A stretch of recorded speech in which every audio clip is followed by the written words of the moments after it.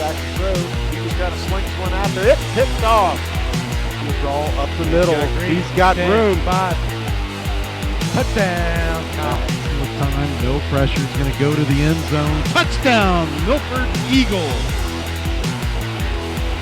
Johnny Hill over the middle. He's got Mancini. Jackson over Mancini into the end zone. Mancini.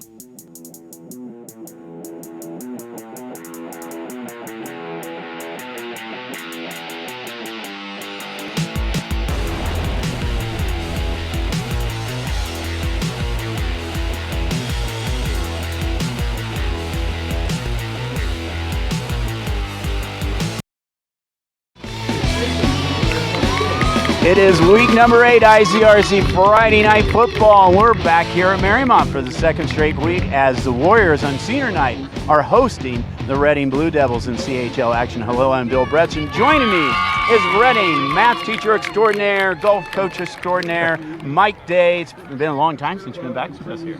It has been, and I wondered if you forgot my phone number, but I love coming and working with you, Bill. You're the master. And I love what ICRC does for these kids and the communities, and I applaud you for doing all this, all the hard work they put into it. Absolutely. We got a Reading team that's an interesting team. They're a young team, only 3 seniors on the team. They come in 2-4, 2-2 in the league. This is the third time we've seen them this year. And I've seen some improvement in this young team in the 2 games that we've had them. Yeah, they have. They've got a fire. I'm telling you, they've got a fire in them. Coach Reardon has done a great job motivating these undersized group of football players to play harder than they should, really. And they fly to the ball. They run really hard to everything. They tackle very well. They're very solid in that. But unfortunately, they're just a little undersized in some positions. Right. As far as one of the keys to the game, I think for Reading is they got a chance for the next 3 weeks to be a spoiler. Exactly. They play a tough schedule, but every team they play in the next 3 weeks has a chance at the playoffs. And finishing, of course, with Deer Park, who does have a chance. And it would be pretty nice to spoil that, I guess. Well, as far as Mariemont goes, one of their keys is they got to win, and they have to win now this week and coming up for the next 2 weeks too, because they are in the 8th position in the Division 5 in the region, and they have a shot at the playoffs. They just have to keep winning. And I think one of the other keys is, and Mike, you understand as a coach, it is senior night here. Yes, senior night always motivates the seniors to play just a little bit harder. Your family is here. It's the end, and who knows what's coming after this. Right, exactly. Some of them this is their last season, so make it the best you can. All right. Well, as far as a couple players to watch, both of them running backs. We'll start with Mariemont. The one running back to look at for them is Seth Green, and number 18. He's a senior. He's second in the league in rushing yardage with about 683 yards. Last week against Finneytown, he had 3 touchdown runs, including one of them a 50-yard run. And he's kind of a throwback to the running backs. You know, this school and this program has been famous for running backs over the years. You've been watching Mariemont football, and he's kind of a throwback to his old days. Yeah, I was talking to Coach Cummins before the game, and he said that Seth Green can take over a game, and he's one of those runners that he's got the speed that if he gets a seam, he can take it to the house any play of the game. So that's always a problem. You got to look for that. Absolutely. The other running back is on the Reading side, and that's junior Caleb Embry, and he's having a pretty good season too. Hey, for how big he is, he's having a great season. He's 5'10" and weighs 160 pounds. But the fun part to watch is how he gets tackled, and then he jumps right up and just goes right back into the huddle. He reminds me. I watched the Denver Broncos the other night, and he reminds me of Philip Lindsay. Philip Lindsay came out of nowhere. Nobody drafted him. Nobody said he could do it. And here he made the Pro Bowl last year as an undrafted rookie. And that's how Caleb is. He's tough. He's third in the league in rushing. Third in the league in rushing too, right? That's not bad. That is not bad. He gets a whole lot of handoffs, but yeah, his average isn't that great, but he's got the guts. He doesn't have a big offensive line, but there's some times, and I've seen in the game we had a couple weeks ago, he can make the cuts and he can find a hole. Oh yeah, he's got quick feet. He was just doing drills right behind us just before where he was just cutting back and forth, and if he sees that hole, he'll hit it. He'll hit it fast. All right, so that's your keys to the game, and that's your players of the game. Now, the only thing I have to do is play the game. So stay tuned. We will be back with kickoff in just a moment. Don't go away.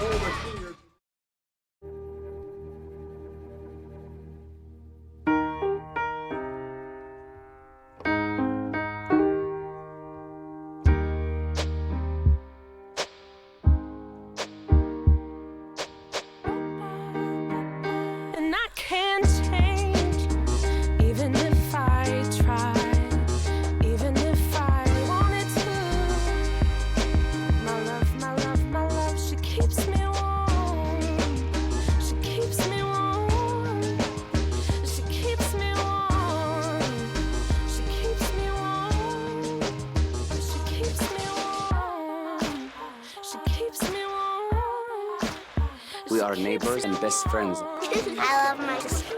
My heart doesn't see race. Love is love. Our family is no less than any other family.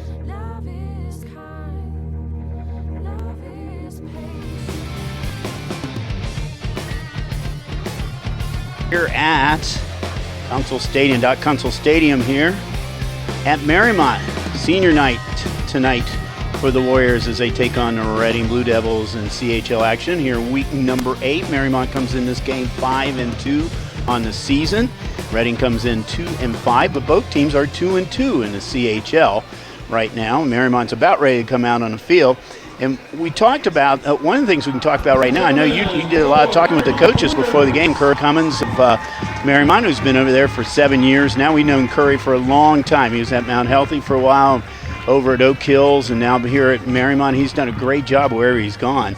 And one of the interesting little quirks here tonight that you found out is about the kicker. Yeah, their kicker is he's out. He's has not. He's attempted. not hurt. He's not hurt. He is not here tonight. So they may go for 2 after every touchdown because they don't feel any. They don't think they have anybody qualified to kick an extra point.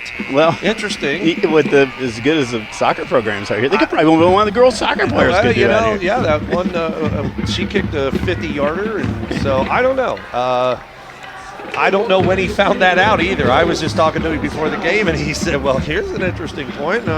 Okay. Well, as a coach, we all know those things happen in high school. Yeah, he's at a wedding or something. Hopefully, in the case of him, it's not his wedding, but anyway, Connor Souders.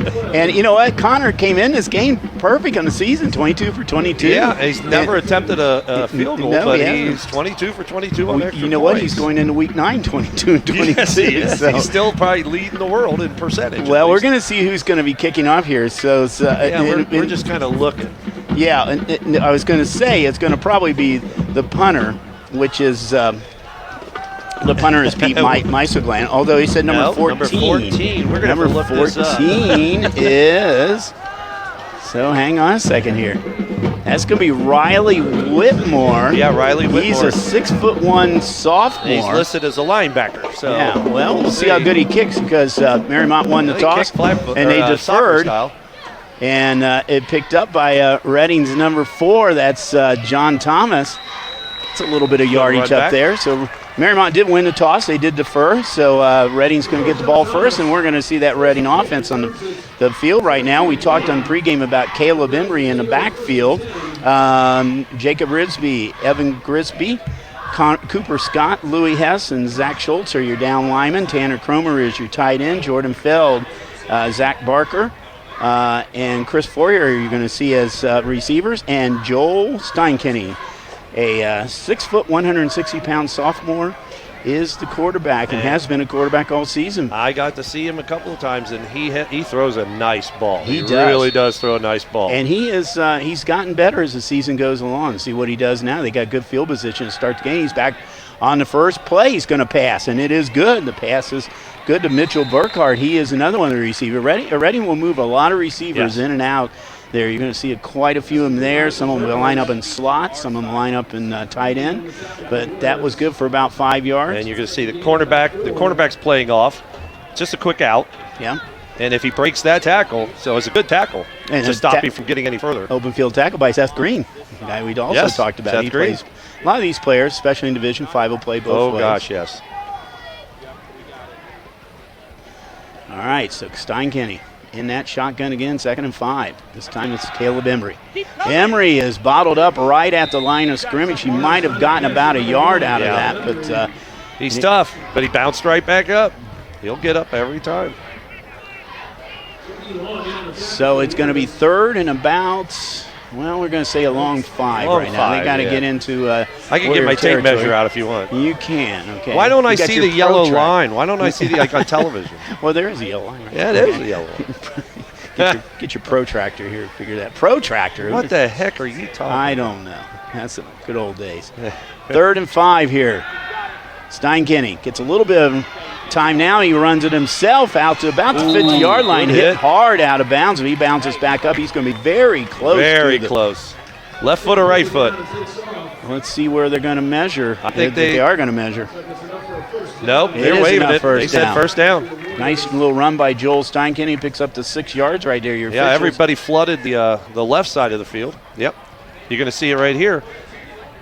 Everybody flooded the left side, and he looked over there and checked down and saw nothing, so took off.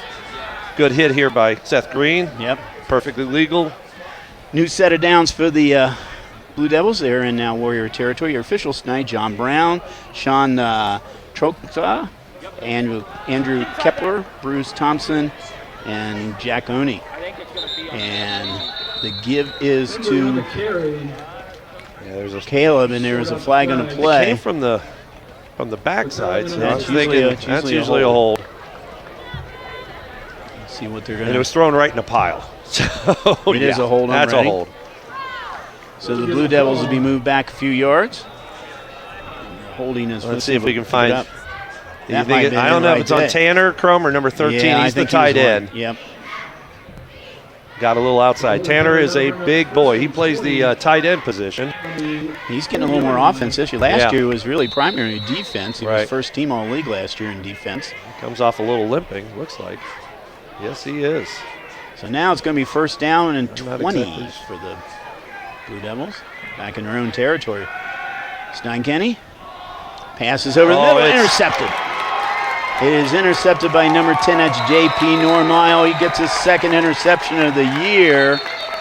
There's for a flag. Normile. There is a flag. So let's see if And this it's flag from is the side, Judge. before or for the interception or after. We'll find out. Holding offense. Okay, that is the play. And that's going to be declined, and Mariemont picks up the ball here quickly on turnover. I don't know if the I don't know if the runner or if the receiver stopped short of where he should have gone. Oh, we missed it right there. Yeah, we just missed. Yeah. There we go. Oh, there's the I right back. think you're right. I think he didn't run his route. I don't think he ran the route because No. it was a great ball to throw, and unfortunately to the wrong person. But Andrew Glassmeyer in at quarterback here for the Warriors. He does have Seth Green in the backfield right now. Michael Mooring, Marklon Curtis, Isaiah Tribus, Jack Fisher, Jack Milam are your down linemen. He's going to be without his tight end tonight. We'll talk to you about that in a good second pursuit. here. But look at him move the pile. That's Seth Green. He moves it over the 40 down to about the 38-yard line. Jack Borchardt not playing tonight for Mariemont, the tight end. And Max Tepe, Max McGowan, and Owen Holiday are the receivers. Owen Holiday is favorite target, although Max McGowan last week caught about 5 or 6 passes in a game against Finneytown last week in their win. So he did target him quite a bit last week.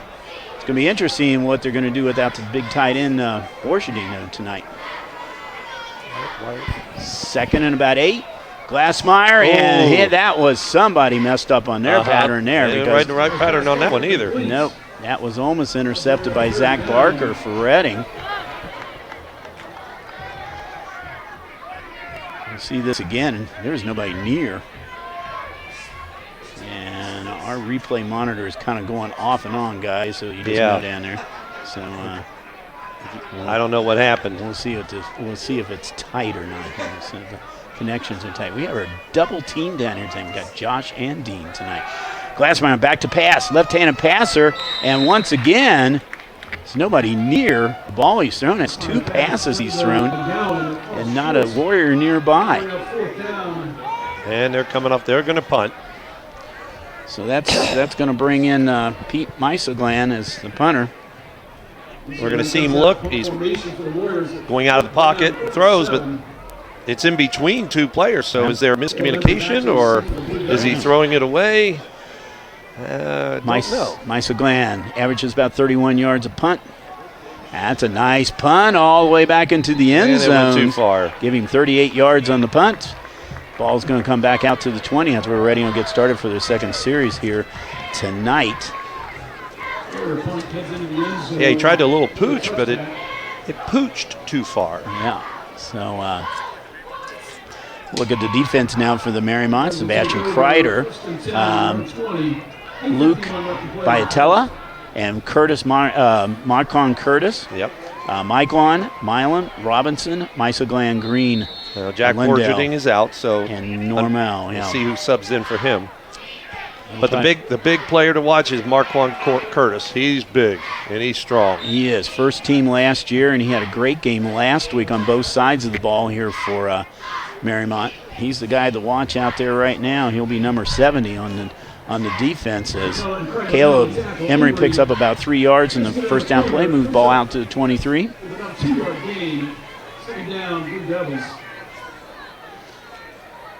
And now, nobody in the back here for Steinken. He has three got receivers. 5 wide. Steinken looking, getting some pressure now. Oh. And he's going to go out of bounds, and he is tackled out of bounds. They were well covered. They were well covered down the field. The Mariemont defensive backs did a great job of covering. Sebastian Kreider came in and put the pressure on Steinken. So Kreidler with the pressure. Flushed out of the pocket. There's Kreidler coming up behind Caleb him. Embry was open for a split second, but unless your name is Patrick Mahomes, it's hard to throw on the run. Of course, he's out for 3 weeks. Same formation again. 3 receivers to his left, 2 to the right, including Emery lining up in receiving position. They have 3 defensive linemen, so we'll see. Nope, no blitz. But they are putting pressure. They put pressure on him, and he is through the pass, and that was Marcon Curtis. The guy was really putting pressure on him, I think. He got through. He got the pass off, but it's going to be 4th down, so Reading's going to have to be punting. I don't know if they're calling it. Yeah, they called it incomplete. Yep. So, Joel Steinkenny is actually Steinkenny was shown as the punter, but this Louis Hess is back punting. He punted a couple of times in the Taylor game. A little rugby-style kick. To get the spin. And ball out of bounds. Looks like about the 48-yard line. Oh, good. Oh, 46, 45. Oh, now he's coming back. You were dead on it. 27. 48. Mariemont offense. Mariemont offense, as far as it goes, we have, as you said, Andrew Glassmeyer back there as quarterback.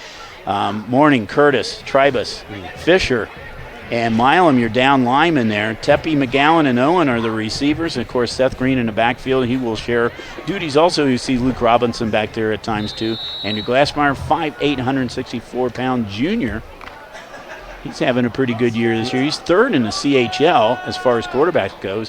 1,053 yards. Well, one thing you can see is Reading might have a little trouble running, and so they want to keep the score low.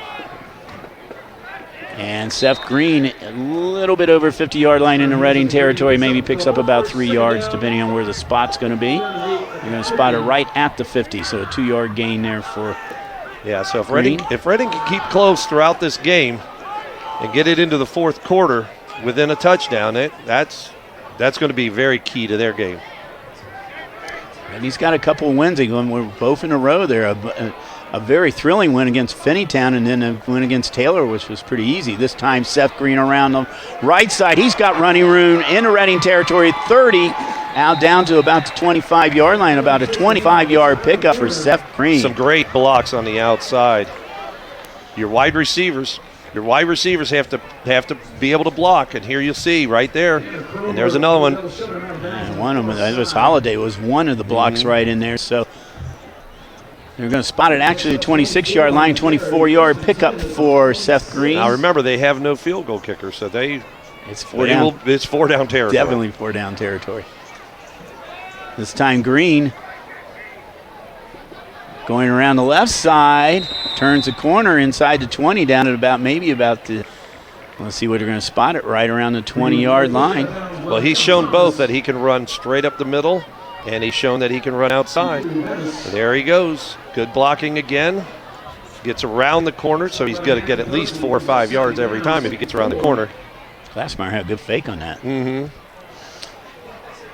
2nd and about 4 now. Ball spotter right at the 20-yard line. And we got a Wildcat coming up. Seth Green takes the hike back, and he makes it inside the 15 down to about the 11-yard line, enough to move the sticks. And I looked at that the way we were lined up. That was Wildcat all the way. But that was 16. The 16? What? Oh, I'm sorry. Yeah. Their numbers, we had trouble last week. No one Wildcat. It was Andrew Glassmeyer. Sorry. Okay. But 16 and 18 are hard to see. Yeah, they are. Here. And he actually was running an option. Yeah. And so he saw it and took off and gained a bunch of yards. Well, okay. In that case, new set of downs here. It's actually first down, too. It's not first and goal. That's Green. That's no doubt. They don't have to worry about first and goal. Seth Green right in the middle from 12 yards out for the first score of the night tonight with 5:49 to go here. So Green picks up his 10th touchdown of the year. This went on a 12-yard run. Now, let's see that. Here we go. We're going to go. They're going for 2. 2-point out there. This could be an interesting. If the game stays close, this could be interesting here. All right, here we go. Glassmeyer gives the Green. Green is piled under by the Reading Blue Devils. They do not get the PAT. So with 5:49 to go here in the first quarter, it is 6-0 in favor of the Warriors. All right, so let's watch touchdowns. Right up the gut. Makes a great cut. And just the second level didn't get it. Here he comes again. Coming right at you this time. Big old Marquand Curtis sealed that outside. It wasn't quite up the gut, but it was definitely inside. And ringing the victory bell here for the points. That's easier than doing the push-ups. Or firing a cannon. Firing a cannon, yeah, that's true. It's safer. Yeah, it's much safer doing it that way. So without the kicker here, 6-0 now in favor of the Warriors. We want you to make sure you stay around here for the beginning of halftime tonight. We've got a nice little videotape that we're going to show you here. We're going to have Athletic Director Tom Nurl up here because a few weeks ago we showed you the new Reading School. Ooh, it's great. And thank you to all Reading residents. Mike's been enjoying that there as a teacher there. But Mariemont's doing kind of the same thing. They're not doing a full school, but they're redoing a high school, and we're going to show you some of that construction and show you how they're kind of coping with it here for the Warriors here. They tore our old building down, so we had to relocate for 2 years. Yeah. And we made the best of it and got it to work. One of the up people for the Blue Devils, number 21, that's Caden Connor, picks up the ball. So, if anything else tonight, Mike, at least on the kickoffs, Reading might be getting really good position here tonight without the kicker. You might want to move Caleb Embry up a little bit and see if he can field one and maybe break one, because offensively it's going to be tough. When you've got your offensive line is outweighed by 15, 20 pounds per man, it tends to wear you down. Yep. A lot of players play both ways on both these teams. Reading has a few more, though, playing both ways. Well, give is Embry, and Embry is hit hard right at the line of scrimmage. We see this again where the hit was, but he was hit hard, but bounced back up again, as he said. We'll see. And it looks like I'm going to say Tally. Yeah. He's a big boy in there, 330 pounds. Gives Embry now around the right side, gets a couple more yards on this carry, out to about the 39-yard line. Nice job there, helping each other up. 3rd and long now for the That was Blue one Devils. thing I was very impressed with. Coach Cummins said that Coach Reardon is doing a great job at Reading, and Coach Reardon said that Coach Cummins is awesome. I mean, he is the best. Well, so mutual appreciation on both sides of the ball here. I both will sides say, of the field. knowing both coaches, I would say that's a very accurate, very class acts from both coaches. And we got a false start on Tanner. Yeah. Mr. Cromer jumped. He's going to go 5 yards back here for the false start for the Reading. He was kind of frustrated. He knew he did it. Could see the frustration as he comes off the field now. A little longer play, so they're going to have to take him out to get more another receiver in there.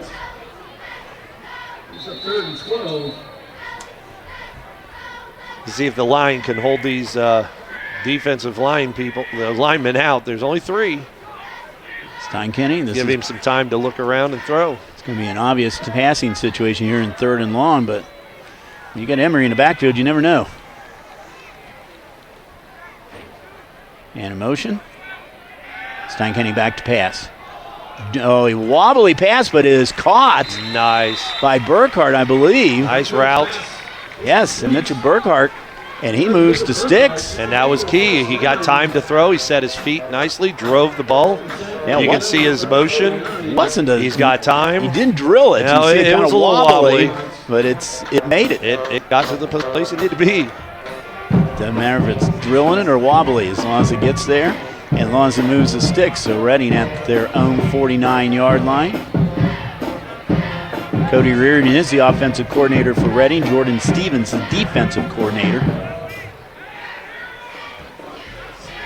Steinkenny now looking left. Drills it long. He's got a man open, and that is to Jordan Feld. Did Feld get in the end zone? I think they just called it.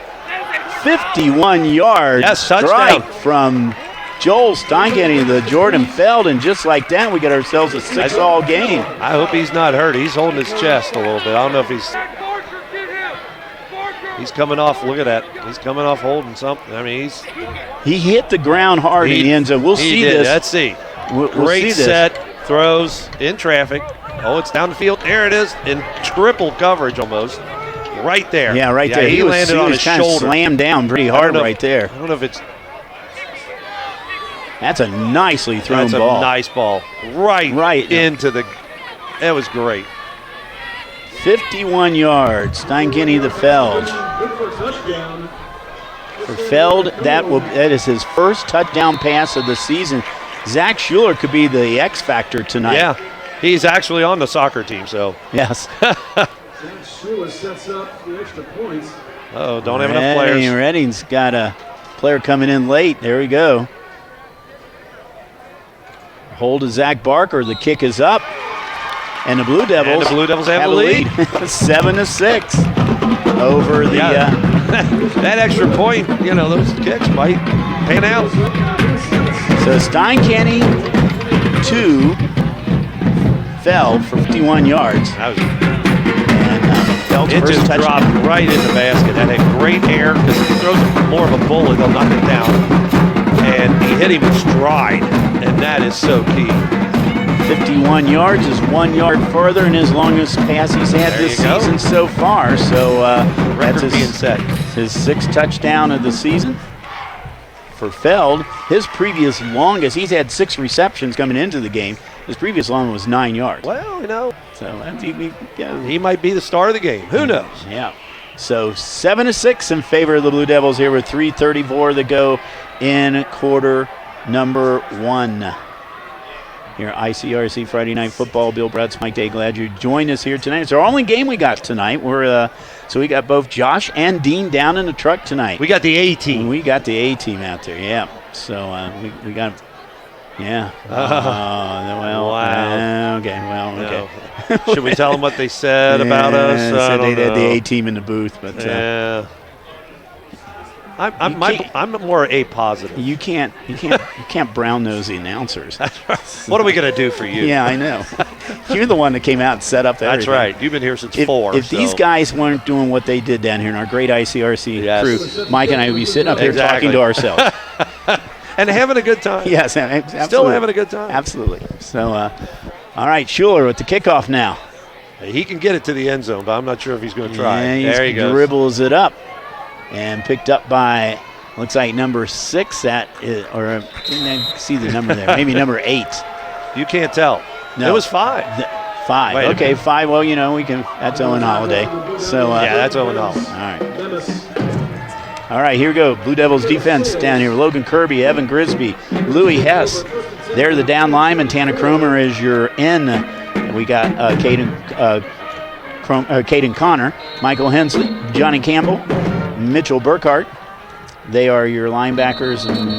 Mikhail Jones, Jaden Bemis, Jordan Feld, Chris Fourier. A lot of those guys play two ways. That's a Reading defense that you see tonight. Of course, led by first team All-League last year, Tanner Cromer. A lot of teams And run away. Glassmeyer going to keep it himself. Tanner's on the left side, so you might see a lot of times they run away from him. Yeah. I tell you what, the 18 and 16 look so much alike. Yeah, they do. I mean, Here comes that's 16. That's Glassmeyer. That's but him boy, you coming back look at in. him, 16 and 18. That's why it's hard Well, to tell. I'll tell you, Bill, I think one of them has a towel on the front. Well, that would be the quarterback. That's what I thought, too. Maybe I'm wrong. No, I think you're right. Glassmeyer now. He's got a new set of downs. Fakes him, and now he hands it off to Seth Green. Seth Green doesn't get too far this time. Maybe picks up about a yard. Reading did a good job of pursuit. I see Michael Hensley in on that tackle, among others, for the Blue Devils. Louis Hess also. Louis Hess. Love the name Louis. Uh-huh. Good football name. Good Louis football Hess. name. Yeah. Louis Hess. I think Marcon Curtis says that's another good That's one. a good one. That's another good football name. Yeah, some people just have good football names. Glassmeyer. Oh, nice catch by number 11, Max McGowan. It's Right a guy in the middle. he targeted quite a bit last week, and he also got a touchdown pass last week, McGowan did, but he gets the first pass to him tonight into Blue Devil territory. I think Reading was in a zone, and when you're in a zone, yeah, you just sit down and find an open spot, and there he was, right in the middle. Good pass, a little high, but McGowan pulled it down. McGowan, 6'3", 183 Lowers the shoulder pounds. and just drives for a few extra yards. That 6'3" helped on that one. 16 yards on that play. And there's Seth Green. He's getting bounced around like a ping pong ball in there. Looked like one of those. Yeah, but you just, as Coach Cummins said, at any point, if he gets through that first or second level, look out. So he picks up about 2 yards in that one. Ball at about the 43-yard line of the Blue Devils. Again, everything here might be 4-down territory now. This time Glassmeyer keeps it himself. Over the 35, down to about the 32-yard line, and going to move the sticks again. Cromer came back. He goes out. Nope, now he's come back in. So Tanner Cromer came all the way from his other side. There he goes. Boom. And there's going to be a timeout. I think a timeout was We have a timeout. Timeout Mariemont? Timeout Reading, we understand. So Nick Leon is the offensive coordinator for Curry Cummins Warriors, and Jim Barr is the defensive coordinator over there. This team is, they've done well. They've been in the playoffs quite a bit. They also, their win last week assures them of not a losing season, and they have had a winning season all the way back to 2010. So 6, 8, 10 straight years of at least 500 ball or more here at Mariemont. Well, that's building the program. Kids want to play. They want to come out. They want to play. They know it's a winning program. They want to play. They've been in the playoffs. The last time they were in the playoffs in 2014, they're sitting right now 8th in the Harbins in Division 5. So they're sitting right there on the bubble. So they need to basically win out. They can't Absolutely. trust anything else. It's in their power. Yep. And we're going to have this going to be called back. And it was Usually that thrown. means a false start.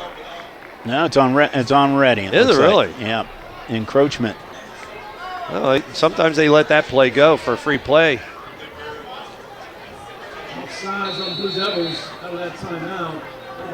We had a game a couple weeks ago, which, Mike, there must have been at least 12 to 14 encroachment calls. And we had to referee Mike, so he kept saying encroachment. Oh, that was our word of the day, encroachment. I got more to that story I'll tell you about in a minute. So, and that is intercepted. Intercepted by the Blue Devils. Well, Glassmeyer pump faked and couldn't decide, I guess, and then he tried to force it in there. And we see, is that 21? 21. That's Caden Connor. Caden Connor with the interception for the Blue Devils. And for Connor, it's his second interception of the year. Let's see if we can find him. He pump fakes, can't decide, then throws. And Caden Connor just jumped the route. Yeah. Nice play. And there he goes back out on offense. All right, back on offense. So now both teams with a turnover. Yeah, let's see if Reading can capitalize. Both quarterbacks with interceptions. You know, both quarterbacks have been interception prone this year. Yeah. For Glassmeyer, it's his 10th. And Steinken, he gets Connor on a little short route right there. He was wide open in the area and got about 13 yards for the play. That was a great pass because there was a defensive lineman coming right at him who raised his arms. And so Steinken threw under him. He threw under him. Here you're going to watch. You can see this. Watch. So he throws it low. Almost a fastball, sidearm.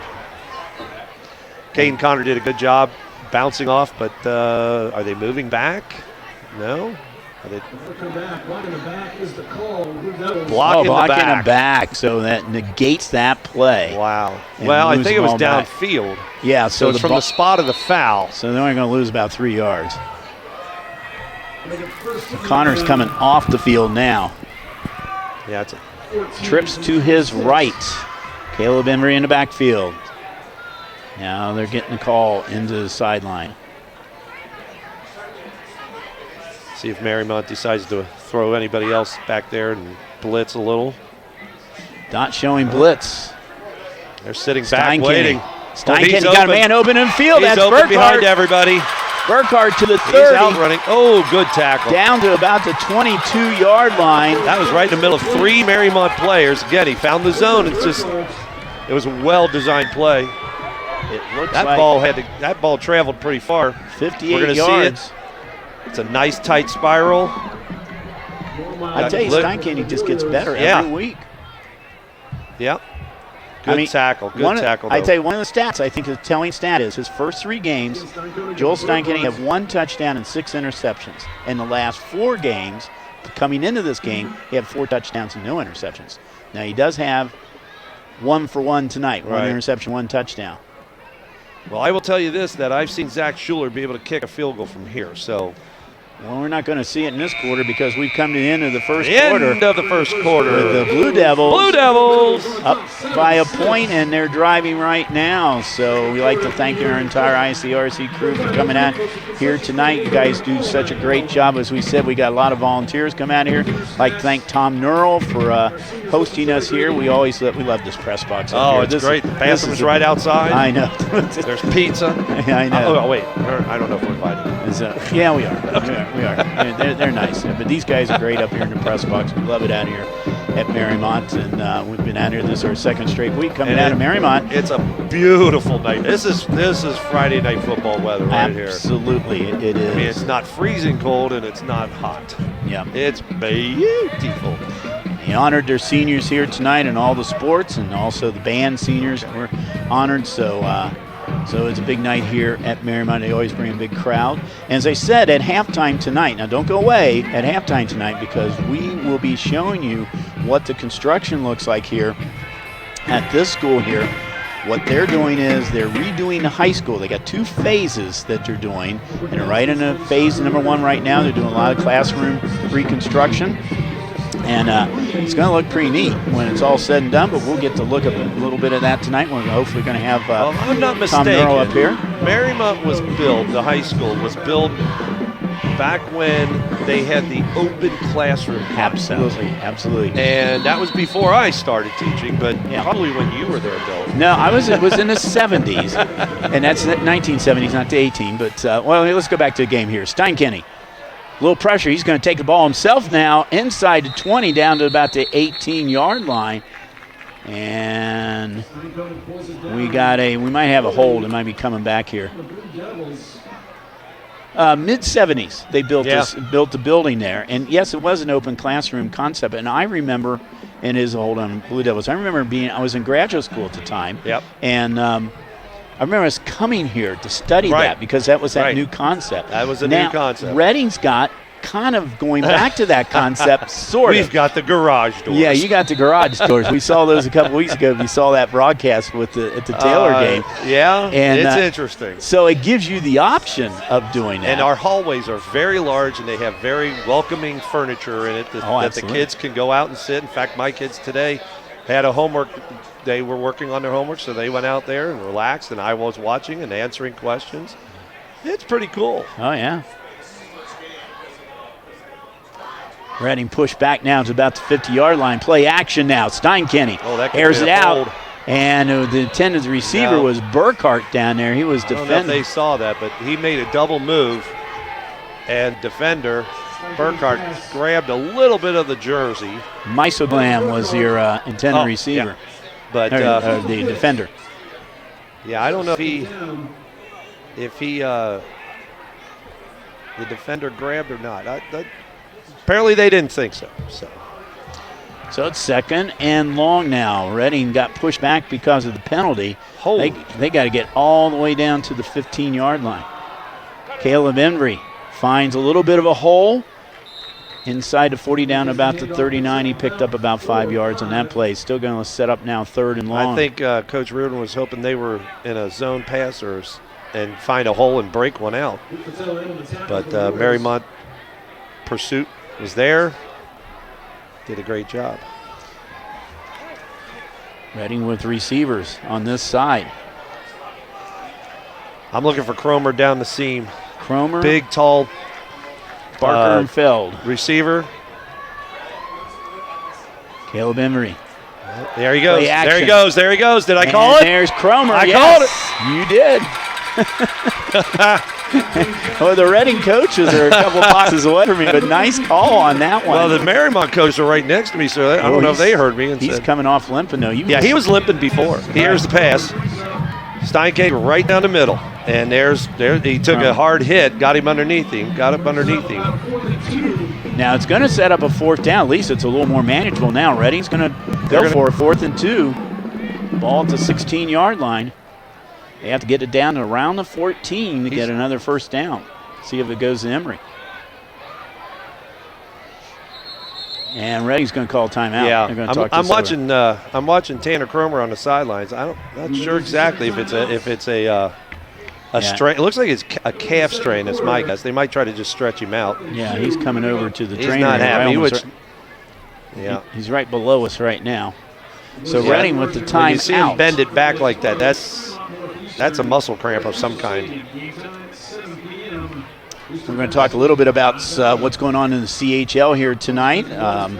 We've had all league championships decided except for football, obviously. Boys golf went to Mariemont. Girls golf, they have a team tournament champion. That went to Wyoming. Volleyball, Wyoming, 10 straight years, 140 straight league wins. That's something else. That is something else. Girls soccer, Indian Hill, defending state champion, Indian Hill in girls soccer. And boys soccer went to Wyoming. They're undefeated right now, 15-0-1. Cross country was held last week. Indian Hill won for the first time since 2013. Madeira won their 3rd straight. So the only league title to be determined is football, and that'll be decided probably in about 2 weeks. And Mike and I we get some chance here. We're going to talk a little bit about the scenarios for playoffs in the league. We got 5 teams with the chance for the playoffs, and I think essentially 2 teams with a chance to win the league championship. But we'll talk about that when we get a chance. There's Steinkenny and taking backfield and fumble. It really doesn't matter. It really sucks. No, it doesn't matter because it was 4th down. 4th down anyway. And they burst through. I couldn't quite see who did it. Yeah, the fumble looks like Max McGowan might have picked up the ball. But somebody burst through there, and Steinkenny had no chance. Here we're going to see it. So, kind of a moot point. It was Curtis. It was Marquand Curtis just got through and, yep. and he just burst through. And the fumble really doesn't matter. It's going to be a Mariemont ball either way right there. Absolutely. It looked like actually number 11. No, it was Max McGowan who picked it up. Back this way here. It's a Seth Green show. Yeah. Out over the 30, out to about the 32-yard line. The line of scrimmage started at 19, so we'll give you 13 yards and first down run. And this man is getting close to 100 yards in the first half. Tanner Cromer's still sitting on the sideline, he's still limping a little bit too. Yeah, they said Coach Cummins said they were going to try to run the ball a little bit more. Well, there's a pass. And passes McGowan out to the 40. There was a blitz coming with the Reading. Yeah. That time they were coming up the middle here, but Glassmeyer got rid of it quickly. The McGowan for a quick 8-yard pickup out to about the 41. Well, with Tanner Cromer out, that reduces the size too of the defensive line, and you can exploit that. Yes, you can. But they didn't exploit it that time. Nice job of getting in to the backfield here for Reading. And that was the Wildcat again. But Reading sniffed that out very quickly. Definitely did. It's like John Thomas is one of those players that got in on that. Oh, Cromer's back in now. He's going to try it.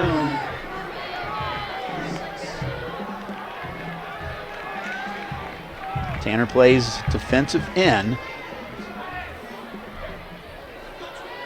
3rd and about 7 now. Glassmeyer back.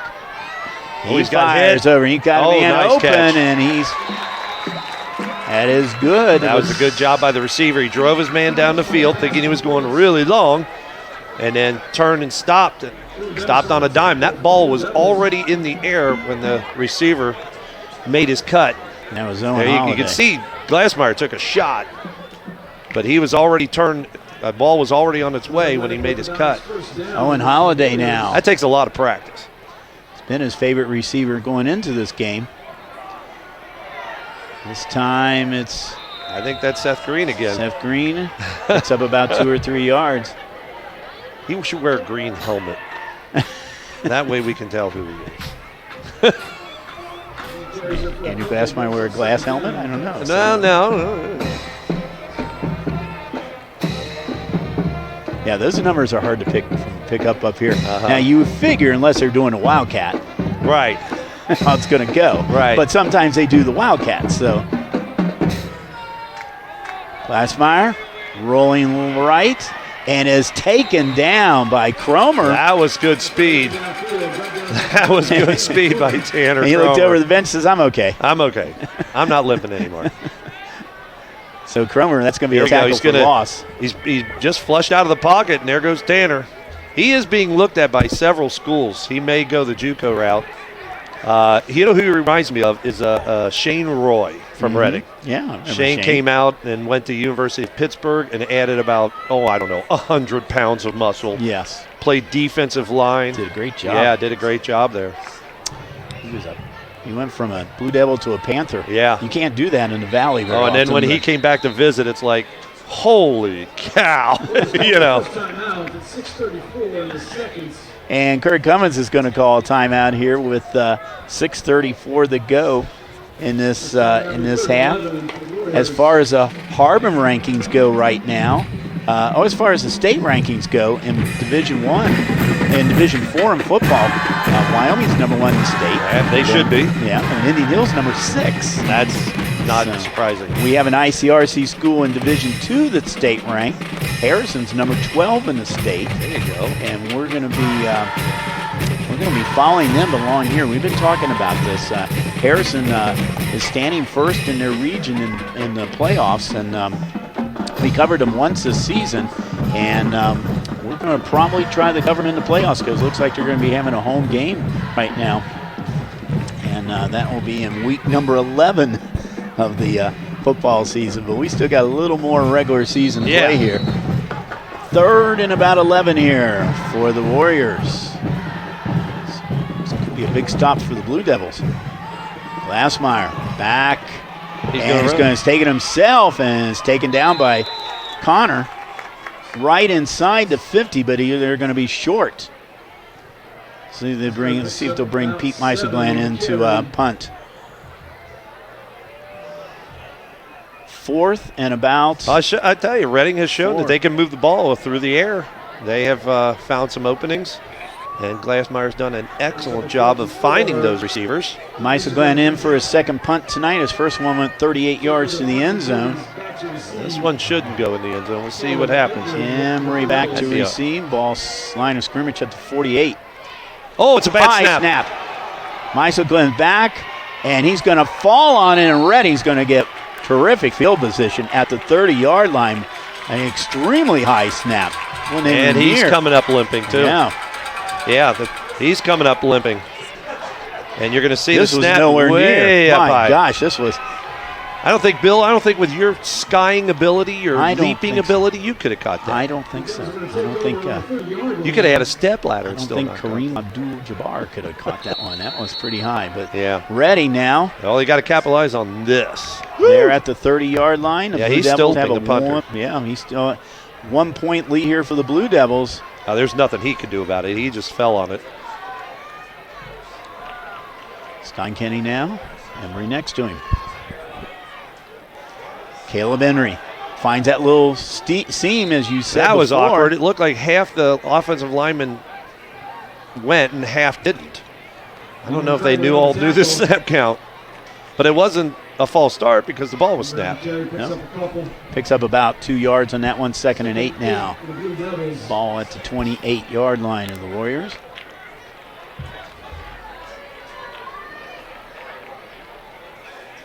We've only got one safety back. No receivers on the left side. Everybody to the right. Got a slot one, and Connor's in slot. His receiver, and it is almost picked off. I don't know if that ball got tipped. It might have. We'll have to see this again. Yeah, here. because JP Normile it was well behind the slant. Normile. And we'll see if we can see if it gets tipped. Yeah, it was tipped. I think it was. Yeah. Yep. Normile almost got a second interception of the night. There's some big paws up there coming at you. 3rd and 8. Steinkenny back to pass. Now he's going to take it himself. And he falls and he passes to. There were actually Mitchell two people Burkhart. open over there. I want to. I hope we get the replay. I want to see what Caleb Embry. Watch Caleb Embry have to block. I don't know if it was Curtis or not. Just that's a mismatch. Right there. He tried. Yeah, it was Curtis. If you could have seen it just a little earlier, that's all right. I hesitated on that because I didn't know if he was past the line of scrimmage. Yeah.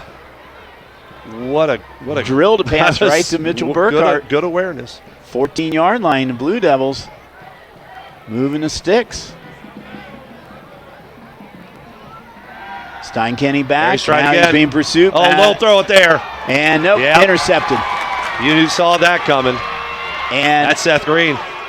Seth Green with the interception. Yeah, he should have just thrown that one away. And really, Marlon Curtis, you got to credit him for correct. He's the one who wrapped up Steinkenny. Right. So Steinkenny throws his second interception of the night. We got a flag into play. Well, it's going to probably stand as the interception. Yeah, it might be blocking. No, the waving. Oh, it's some.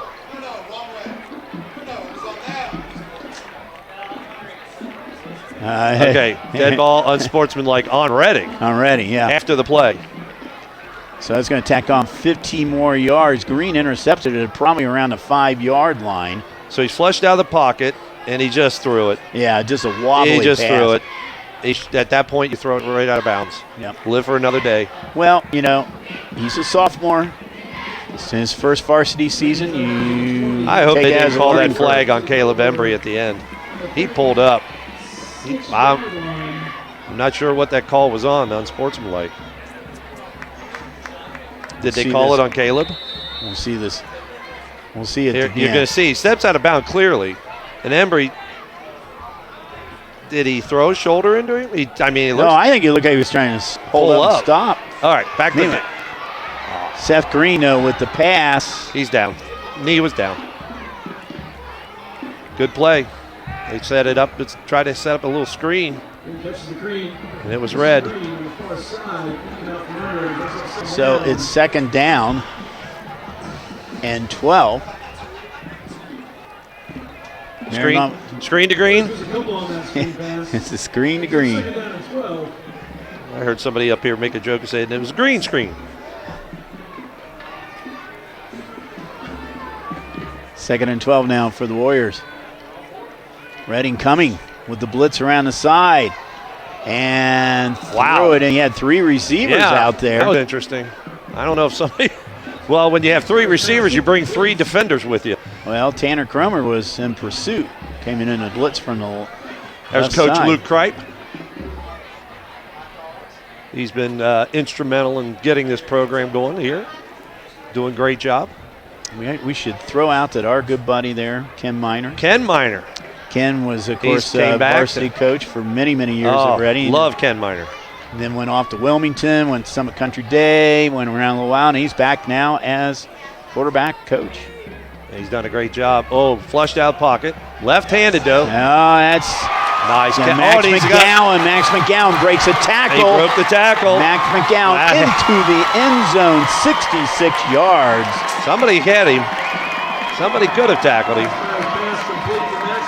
So a Glassmeyer to McGowan strike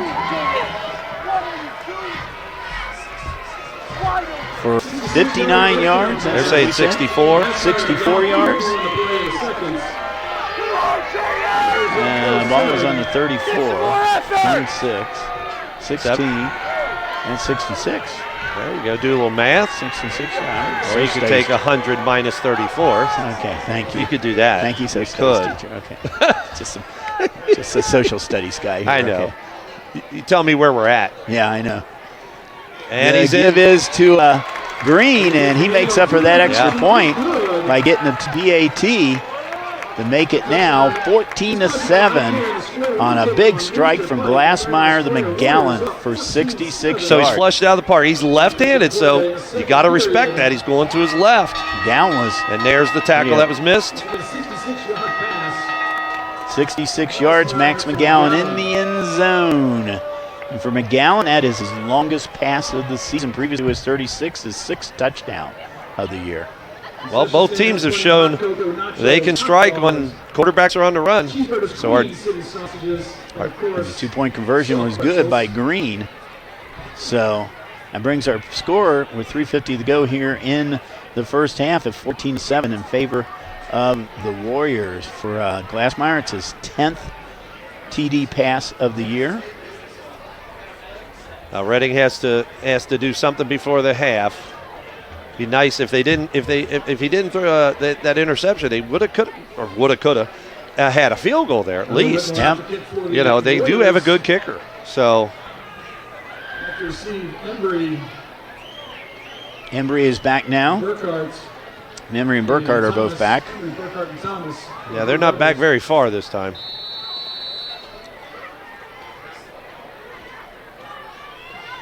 And the kick is good, a little squib kick Oh, picked there up you go. by Caden Connor again. Second time he's done that, so moves out to the 41-yard line. So like you said earlier, Reading should get good field position on kickoffs tonight, that's for sure. You can't argue starting on your own 41. No. Nope, can't. 41, 3:47 left to play in the second. I will see what they do if they. I think they have 2 timeouts left still. I believe, yes. But they've shown that they can throw the ball down the field pretty darn quick. So just keep that defensive line out. They've done a pretty good job of that. No one in the backfield. He has Embry lined up over in this side, kind of in the slot position here. There he goes. Now in no motion. And the Wildcat goes to Embry. Embry coming back the other direction, gets He about cuts 5 really yards. well. All that for about 3 yards, but he made a great cut, put his foot in the ground, and turned it upfield. It's interesting Wildcat there. Well, he did hand it off. Okay, He was did it hand it officially? off. Yeah, Okay. officially it was a hand. Well, you were more on that side than I was. am. Okay, so I yes. am. And you're old, so Yeah, I know. you can't see real well. I know. Who's playing? Okay. Mariemont's in the blue. Oh, blue. Okay, and Reading's in white. Gotcha. Thank you. And we can't tell Glassmeyer and Yeah, in green. Green. 16 and 18. Okay. Now the fake play action. Somebody misread that. Yeah. That could have been a pick six. When Hollanday was right there, if he had caught that, he would have been off to the races. Third down. Yeah. So third and about that was 7. Mitchell Burkhart. Yeah, Mitchell Burkhart made Steinketing thought he was going to cut out towards the sideline, but he didn't. He was just going to sit down in that zone.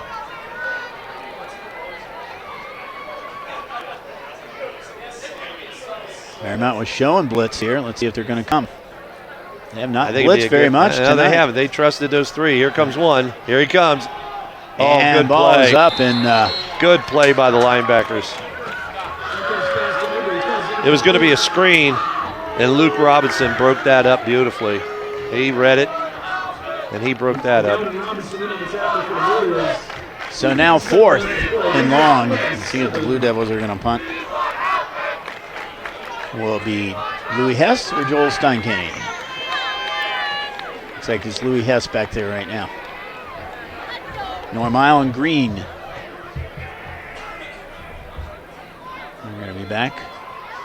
High snap, a little rugby style kick, and gets a nice Reading bounce inside the 20, down at about the 15-yard line. They thought it might have hit the player.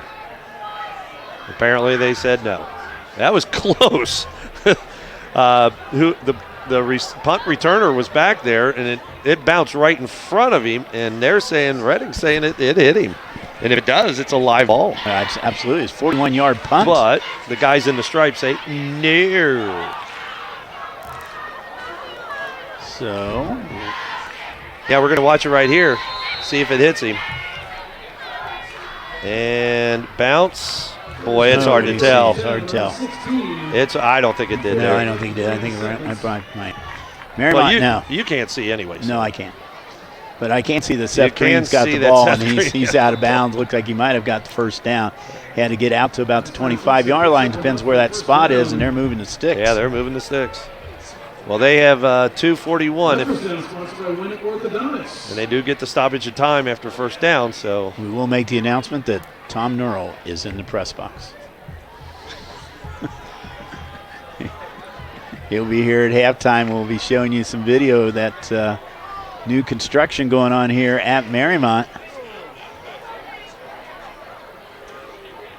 And a reverse now. okay, see Glassmeyer running towards the side. No, he's not coming off. There he comes back. So second down, we didn't see who that was on the reverse. You know, it's really basically it's been Glassmeyer Green Yeah. all night. It's been the show. Well, back they're their two best players on offense, Yep. and that's what's got to be sometimes. Glassmeyer, a junior. Seth Green, also a junior. I say we called him a senior earlier, but he's a junior too. So both juniors. And that's the give is number 10 now. That is Normile. JP Normile. He plays some on offense. Corey Cummins shakes it up a little bit there.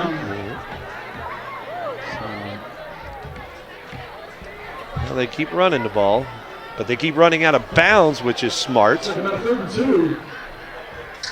they're going to call it 3rd and 2. It looks like more in 3rd and 1 right now.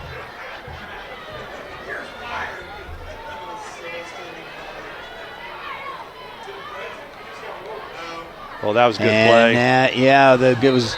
I think Tanner Cromer read that one. He was tackling both people. They faked it to Green, but Glassmeyer kept it himself. He was in the loses. backfield so quick. If either person ran it, he was going to tackle him. So now it's going to set up 4th down and about 3 yards away. I don't know if I punt? do this. He's going to call timeout. Already called a Reading timeout. calls kind of, and I think that is their 3rd timeout. I believe they called 2 before. So they're going to talk this one over here with 1:27 to go in this quarter. Harvard ratings right now for ICRC schools. Division I, Princeton is in 6th. Mason in 10th right now. Division II, Harrison in that first place position. And they're doing pretty good out there right now. Division IV, Wyoming first. Indian Hill second. Division 5, CHCA is in 3rd position. Mariemont, we said, is in 8th. For CHL, Madeira is in 9th. And then Division 6, Deer Park's in 10th position. They're playing Madeira tonight. Win against Madeira tonight should get them back into the top 8. There's a lot of teams in the CHL that are worth a lot of points. Yep. But the last game of the year, Indian Hill, Wyoming. That's going to be the game. That'll be the game. The game. Defending state champion, Wyoming, Division 4. Doing a great job there, Aaron Hancock. Okay, they're not. He might pooch it. They're trying to draw him off sides. Yeah. And Madeira is winning. Now they'll call timeout. Now they call timeout. All right, now they'll punt. So we can look some of those right now. Let's talk about Deer Park right now. They're at Madeira tonight. That's our SID game of the week, by the way. Mariemont, they have Mariemont at home next week, and then they finish up with the Reading Blue Devils. So they have 2 home games the last 2 weeks of the season. Madeira, of course, as we said, they're hosting Deer Park tonight. They're at Reading next week, and then they finish up Mariemont, and that's going to be a great game. Mariemont-Madeira, it's always a rivalry anyway. Indian Hill, they're at Taylor tonight. They've Finneytown at home next week and at Wyoming. So that should be probably 2 wins, Taylor and Finneytown. Well, Wyoming have basically same schedule. Basically, they're at Finneytown this week and then Taylor home, and then Indian Hill. So they have 2 games straight at home, and then of course Mariemont will be at Deer Park and at Madeira. So this is their final home game. They're going to be on the road the last 2 weeks. So this is a smart call. He tried to draw them off sides, see if they jump. They had the timeout to use, so meanwhile, good snap Jordan this time. Feld is back. Soccer style off the side of his foot, and does not get a good. And they did not call roughing the kicker. He ran right into him. Yeah, I'm not sure why he did. He kept the flag in his pocket. 27-yard punt. I don't know if we see this again. Yeah, I mean, you were watching now. I was watching the receiver down here, but. I think Caleb Connor. Oh, that's Johnny Powers, 57. Johnny Campbell? Johnny Campbell, yeah. I said Johnny. I got Johnny Campbell in one class. I got Johnny Powers in another class. Johnny Campbell. I am so sorry, Johnny Campbell. Johnny's a runner. Yes. He's on the cross country. He's on the cross country. All right, here we go. 1:17 to go. Reading with the ball. Steinkenny, no one in the backfield. 4 receivers. And he might have gotten off with a false start right there. It looked like one of the receivers took off. They didn't call it. Caleb he called him inbounds, so the clock is running. So Feld was inbounds. I'm not sure Moves why, because he got touched first outside of the. Now he's got twins on either side. Emery in the backfield. Steinkenny's got a little room now. Oh no! And pass, and is it caught? They're going to say it's intercepted. Yes, they are. And that's by number 2. That's Max Tepe. So I'm not sure what he saw. I mean, it was his receiver because he was flushed out of the pocket. And Tepe first. There he goes. I mean, he's looking at the receiver, and the receiver's further down the field. I guess he thought the receiver was going to come back to him, but he didn't. Tepe's first pick of the season, and I believe 3rd one tonight? Yeah. Third interception tonight. Well, they've only got 48 seconds, so they've got to go quick and they got to go far. So and they're going to get got the ball. 2 safeties deep. Little fake pump there. Now pumps this again. He's got a man open, and that's Holiday. But he's in bounds. He's out close to the first down. They're going to move the sticks. They do have to stop the clock to move the sticks, but it'll start as soon as. Mariemont will get the ball, though, in 3rd quarter. Seems to be some confusion getting set. Glassmeyer, that's short. So yeah, he had Tanner Cromer coming right at him. I'm not sure if he did that on purpose to stop the clock there. So that's 29.3 seconds to go. Yeah, that was a little bit on the short side. So 2nd and 10 now. That's a long throw to the far side of the field. and for a left-hander too. Yeah. Yeah. And it's I wouldn't recommend it if you're being flushed out or being harassed, because that's the one that's going to get a pick six. All alone in the backfield, low snap. Man over it. Speaking about a pick. Yep. They're going to call it? Him. Yes. They're going to call it. Overthrew That is him. a Zach Barker with the pick. Both quarterbacks are prone to picks, and boy, they have shown it this game in the first half right now. And for Barker, that's his second pick of the season. So Reading, with 24.7 seconds to go, going to get the ball back. What do you do now? Don't throw an interception. Well, yeah, they're in a dangerous area down here. I think I'd run the ball. Yeah, just give it to Caleb and let's go to the locker room. Yeah. There's Caleb. There you go. Unless he breaks it for a 99-yard run or something. Well, I think he broke it for one. Yeah, well, So, 98 more to go. Okay. Clock's going to run out. We won't have time for another. So Mariemont with the touchdown in the second half in the PAT are up over the Blue Devils, 14-7 here at halftime. As we go to the locker room on senior night here.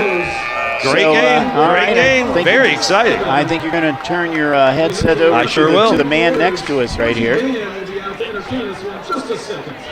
The man, the legend, as we said, the best athletic director in Mariemont right now. Tom Nerl. We have to stop meeting like this 2 weeks in a row. I know, Tom. Well, welcome. It's good. Great night here. Senior night. It's always nice. Senior night to honor you. What a beautiful night. Oh, absolutely. Perfect weather. Let's talk about that. And you can see the crowd right out there tonight. Let's talk about this new facility they have here. Now, I know a couple years ago they passed a bond issue here. Yep. And they got that bond issue passed. They started this past spring with the construction. And it's going to be in two phases. We have phase one going on right now. Phase two is going to be starting in a couple years. You've had to make some adjustments here in the school, which are interesting. So I think we can start rolling the video here. And Tom, you can tell us a little bit about. There's your iconic entrance to Mariemont School. That's Warrior Way right there. And that's what you see right off the bat. And so we tore down our old academic section. This is going to be the new academic section. We had a number of pods in there that house the different departments, kind of like Pizza Huts, as you see. And so there's a lot of room in that area once we tore all that down. And so you see what a big building this is going to be. Oh, I know. Towards the right there on your screen, there's going to be a library and an open area for the kids to do some open work there. That's what struck me, is how big of an area that is. So this temporarily now you're in a board office, right? This used to be our Board of Education office, and that's now the high school office. And we have a picture of your office and there. that's what happens to an athletic director's office during construction. But unlike John Payne, who had a temporary office, you have a window. I do have a window. I have a great sight to flight outside. So these are the moms. pods. So to your left, you have science and math, and those are the history math pods there in the middle. Just a number. All those lines are individual units. There's another one off to the right. You see the opening of our stadium here, the ramps. This is the faculty room in there. So a lot of clean space and nice space, wide hallways. Yeah. Which is different from what we had in our old academic areas. When we couldn't. We had PSAT testing going on that day, so we couldn't go in any of the classrooms. So that's your library is now a combination library cafeteria. Yeah, that used to be our cafeteria, and a third of that behind that was knocked off, and so we have lunch and study hall in the gym. We took our auxiliary gym. This was opening to our auxiliary gym and built 6 classrooms in the auxiliary gym, and that's Mr. Block's best side right there. Some math. Most of our freshman classes are down there in this area here. So in your art class. So art class is in our old wrestling room. So we've converted that. This is a collaboration space for our freshmen in our freshman wing, and a collaboration space for our upperclassmen. That's kind of a senior lounge there. And we have storage everywhere, of course, advanced storage there. Well, there's the parking lot. We have a new parking lot in the upper hill here, where we park up there. Senior lot. Well, you know, Tom, we needed parking. We needed more parking. Tom, it's great, and I think we should ask the Warrior, does he approve of all these changes? The chief. Let's see what if he says right now. Yes, he approves, so I think that's good. Chief gives you a salute, and so it's all good. Okay. Well, like I said, we've got a couple years to go on this. This project's got about another year or so to go. We should be in that. We should be in that new section when classes start towards the end of August for next school year. Mm-hmm. As we're moved to that section, the back portion of the building, which you saw with the pods there, that's the auditorium, some foreign language classrooms, the art rooms in the back will get renovated next year. The high school offices will move back up front, and then the Board of Education, the central offices will be in the back. We'll have some renovations to our athletic spaces. Probably our band and fine arts will move down to what is the freshman wing this year in the auxiliary gym as they renovate those spaces. And we'll see some renovations to the natatorium and to the gym. Some work on the floor, HVAC systems, lighting we'll see in there. Those athletic facilities have been well maintained the last 20 years, and so they don't need a whole lot, but they need a little facelift. Our rear entrance, if you've been here for an athletic contest and come down the back of the hallway in the pool, is always kind of congested, and so that whole area where our cafeteria, our commons used to be, will be cleaned out, and we'll have some new offices, some new locker rooms, our new training room space. Our weight room will be expanded, just a more of a grand entrance as you come back, and we'll have that hallway that goes straight through from front to back. And we're really excited, as we saw in the picture earlier, just the steel that's going up. Turner's been throwing a lot of steel up in the last week. They're going to throw a couple of concrete pads down now, and the decking for the second floor is down, and so the next thing they'll do is pour the concrete on that. So things are really getting exciting here. Sat in a meeting yesterday, and they hope to finish the steel off by early November, which will be great if we can get that on the roof. So I was going to say they're going to try to get it on the roof so they can work during the wintertime. Yeah. So and the weather's been great so far. Oh, yeah. Kind of rough on sports with all the heat and everything during the summer and the early fall, but now they're just really making it. We've improved that parking lot. We're making improvements in our driveway as well, and. Next summer, we'll shut campus down again as they finish up with the Warrior Way Drive. Just a lot of work that still needs to be done. We'll have two entrances to the campus now. One as you enter from the west, and then one as you enter from the east. From the east, you'll come up the same driveway. If you've gone by on Wooster Pike, you'll see the new entrance coming up there, the driveway right across from the promenade. So we are really excited. The kids have really adjusted well to the transition this year. It's kind of neat between classes, to see people outside and moving around, and they get up and they move a little bit. A little bit challenging at lunchtime, and we've changed some things. Our juniors and seniors have off-campus lunch if they'd like that, and we've had lunch, as you said, in the library. We've had here in the stadium field, in the gymnasium, and we've had great weather. So the powers that be have really cooperated with that.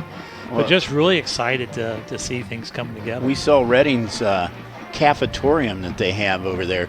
So you have a cafeteria. Something cafe and a library in there. Yeah. That's all right. It's like Starbucks, right? You just go in and read, and sit there. When you go in these high school media centers now, of course, oh yeah, they've got the cafe type tables. They got some high tops. They got some booths. I know. Kids do a lot of collaboration. They do a lot of work in those, and so as our Destination 2026, which is our academic program. Going forward with experiences and everything else, that's really one of the focuses for the kids to work on collaboration and work in that to prepare them for the modern day workforce, whether it be office or anything. Well, it's thing. I mean, these schools are changing. I knew, when we did our thing in Reading a couple of weeks ago. I mean, that school is just phenomenal now. It's so much different than what it was before. So much different than what it was when we were in school. But it's great. It really is great to see all the progress and everything going. And best of luck to everybody here. Yeah, I know you mentioned Reading. What a beautiful complex over there. Oh, Taylor had got one about 7-8 years ago, and Reading the same thing. Just to have all your schools on the same campus over there. Of course, they've had some old buildings over there, but to get a complex like that, and I've been by it. I haven't been inside yet. I know Mr. Payne, the athletic director, opened up the gymnasium last Tuesday. I believe you were there for the game for volleyball. Yeah, actually I was at Milford of all places that night when they opened, but boy, they opened with a spectacular win by Reading. And they're hosting the Division IV and Division III volleyball this week, sectionals. So so they're making use of that gym already over there. And it's so good for the community, and it's a great rallying point. There's so much, I know in our school, there's so much that goes on at the high school every day. Saturday, Sunday, doesn't matter. It's just a focal point for your community, and I'm really excited for the kids at Reading to get that now. Wrestling season is going to come by. They're going to have a great wrestling room, great gymnasium, and a great academic space. So glad the people at Reading supported that. Finneytown, if you're listening from Finneytown, you're going to have that on your ballot soon for new building. And There you so, go. Go know, for it. Get hopefully it in. the Get it in there yeah. for have another CHL school. All right, Tom. Thanks a lot. Appreciate it very Bill, much. Thanks for coming out. Well, Thanks to your crew as always. We appreciate you coming out covering the Warriors. I guess the next time we'll see you is going to be in basketball season. Yeah, I know. All right. We see the band out here dancing around here, so we're going to Great dance job. right out of here, and we'll be back for second half action. Don't go away. We got ourselves a good one here tonight. Sounds good. Thank you.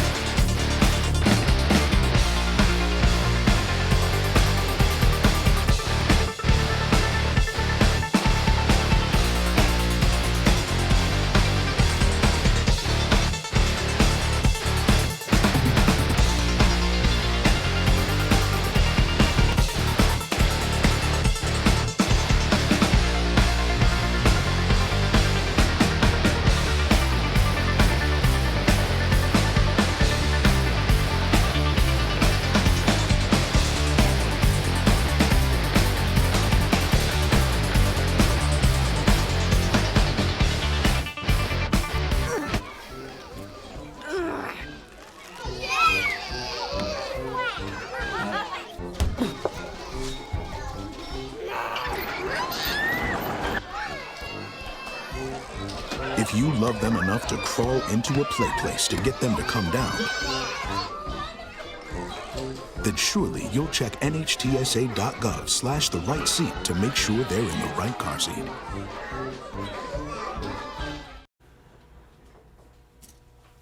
Get it.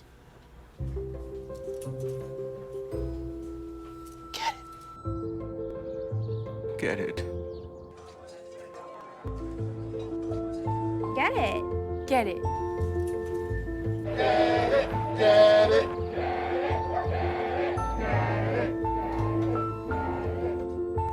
Is she gonna get it, Daddy? She'll get it.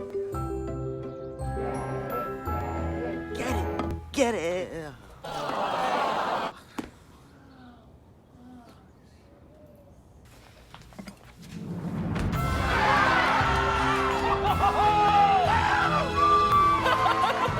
When you bring home a Goodwill find, you give your whole town a reason to celebrate because you're also funding local job training and placement programs in tech, healthcare, and more. Goodwill.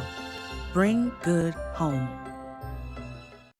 Yo, Scott. Hey. I'm heading out, man. You want to ride? No, I got my car, but I actually really need to go to the bathroom. Oh, you know what? I was just in there. The line is like 10 people long.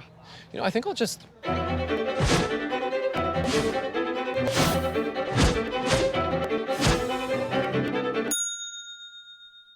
Dude, are you okay? You wouldn't believe what I was just thinking. I am definitely buzzed. Yeah. I think I will take this, and I will take that ride home. Smart man. Did you see how that dog was looking at me?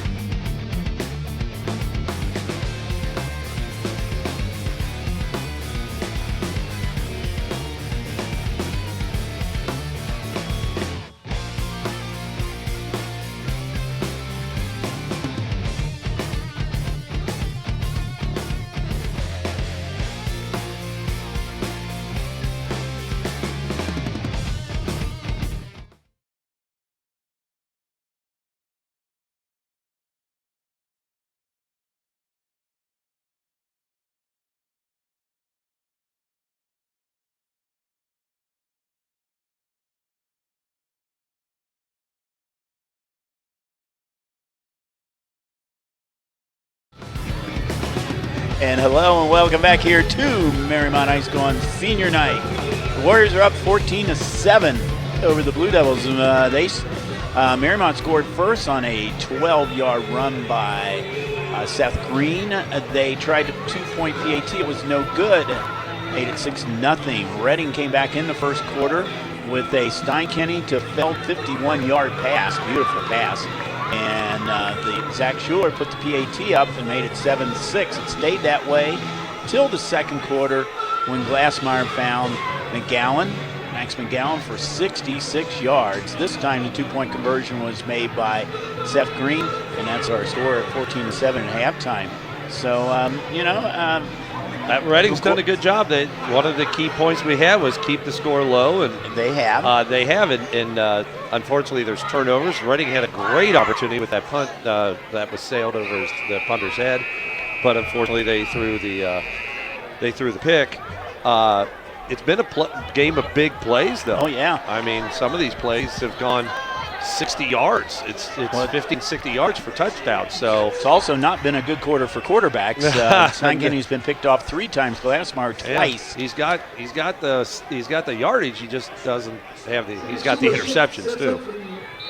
So Zach Schuler ready to kick it off to the Warriors. They get the ball first here, and since they deferred at the beginning of the game, they have a trio of players back, but he kicks it short.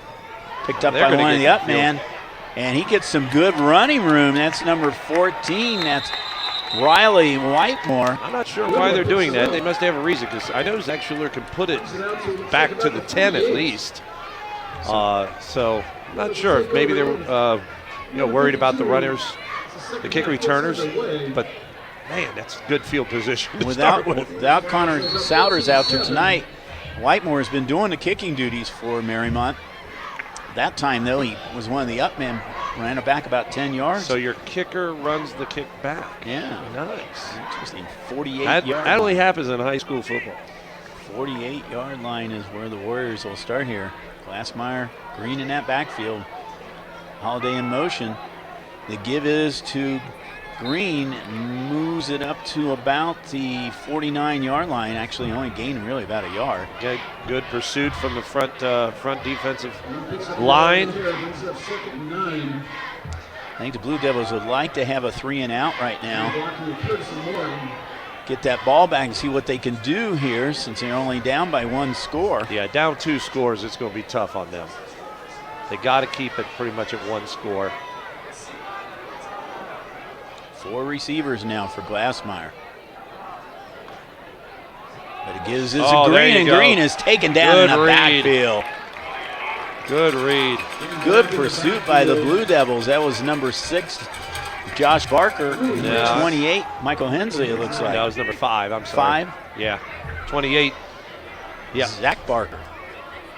Michael Hensley got in there quick. Michael Hensley too, yes. Yes. So a loss of about 3 or 4 yards. It's going to set up a 3rd and long now for the Warriors. This is exactly where Reading wants them in position as far as defense goes, but Glassmeyer has shown that he can find a receiver. Tanner Cromer still is out there, but he's stretching every play. He's stretching that calf muscle, it looks like. Regging showing blitz, backing up. Glassmeyer up the middle. Nice He's got pass. a man open. Nice pass. And he is right at the, they're calling him short. That's Normile, JP Normile. He drilled that pass to him, but they said he's going to be short. It looks like he's short by a yard. Now are they going to punt? Here's your replay. Steps up in the pocket beautifully. Fires a strike right in the middle of 3 Blue Devils. I tell you what, 4th and 1 right now. I don't know. This would be Luke Vitella's in. Does this be a fake punt right now? They might try to draw him off again. It's a hard count. No, they're going for it. They got Marquand Curtis in the backfield. They're going for it. They got him in the backfield. They didn't even follow him. He didn't follow. He cleared out the right side, but Green went through the middle. I think if he'd have followed Curtis, he'd have had a lot more yardage. But he did see the hole, and he went for it, and just all he had to get was a yard. So Curtis took out about 25 players there when he came around there. But I'd like to have him in the backfield all the time, but I don't know. Kind of like remember Anthony Munoz? Yeah, really.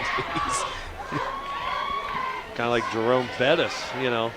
Yeah, he's staying back there. The bus. Let's see if they go over him this time. Yeah. Yeah, this time, though. Who is that? That is the quarterback in there this time. That is David Dorston. He's a backup quarterback, JV quarterback. He's played some last week. Been in there a couple of times. Interesting call, though, by Mariemont to put him in this position right now. Well, it was strictly a running play. It wasn't any kind of – but some Blue Devils read it out and fought through all the blocks and made a great play. It wasn't just one player. It was about 4. Dorston's had 22 rushes coming into the game. I think that 23 now. And he's going to run it this time. This time it is Green is fumbled, and Reading falls on it. That is definite fumble. And my guy Michael Jones picked up that ball for the Blue Devils. So another turnover by Mariemont. Wow. That's 3 turnovers on them, 4 turnovers on them tonight. So that's one of the reasons it's a low-scoring game. I'm sure the coaches would have said no turnover. Hey, but they're even. Was it 3-3 on turnovers? 4-3, I think. 4 on Mariemont. As the infamous Dwayne Reed would say, the bakery shop is open tonight. So.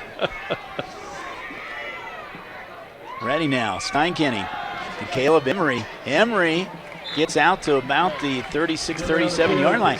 You know, I don't think he's had a rush over about 5 or 6 yards tonight. And that's how he runs. I mean, if there's a hole, he finds it to get those 3 or 4 yards. For a small back, he finds those holes and gets 5 yards. Yep, got 5 on that I'd love to see him pop one. I think the whole Reading team would like to see him pop one. He's done it a couple of times. But this would be a nice time for a nice sustained drive from Reading. Yeah. Get some time off the clock. 8 minutes. We're going to run back. Need that thing to go. We're going to run back to playback times at the end of this quarter. So get your pencil and paper ready, and we're going to have a. That was offsides. Offsides. No offsides on Mariemont. That'd be on Mariemont.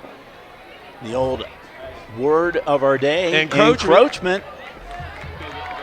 All right, let me finish up that story I was telling you. We had the same official crew last week, and they apparently had watched the game. And when I came out in the field, they said, we'll try not to say encroachment as much this week. And they did. They did a fine job, but they didn't say encroachment that much. Now what? A false start. Now false start. Now we go back. Yep. We're trading penalties here. 5 and 5. So 2 minutes ago, this is the same place we were. With the same down, 2nd down. Ball in the 38.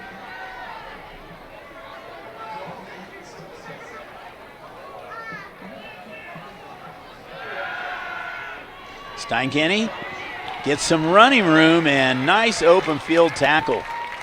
Yep.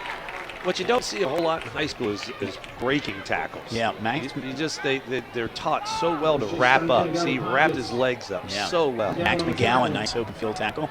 Gowan, one of those several players out here, is playing both ways tonight. Gowan had himself a nice 66-yard touchdown pass, which is actually the difference in the game right now.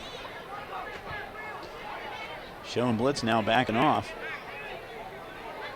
Let's see if they come. They still have a 3-down lineman. A little confusion in here with the receivers. Steinkenny. Screen pass. That is to Feld. Feld's got some room down the left side of the field into Warrior territory. That was a nice block out there. I wish I could have seen who it was. Well, he picked up about 17, 18 yards on that. That looked like it could have been stopped early, but with some good blocks, he made quite a run. There you go. It could have been a lead hit too out of bounds. All right, here we go. Ball now on the 44-yard line of the Warriors.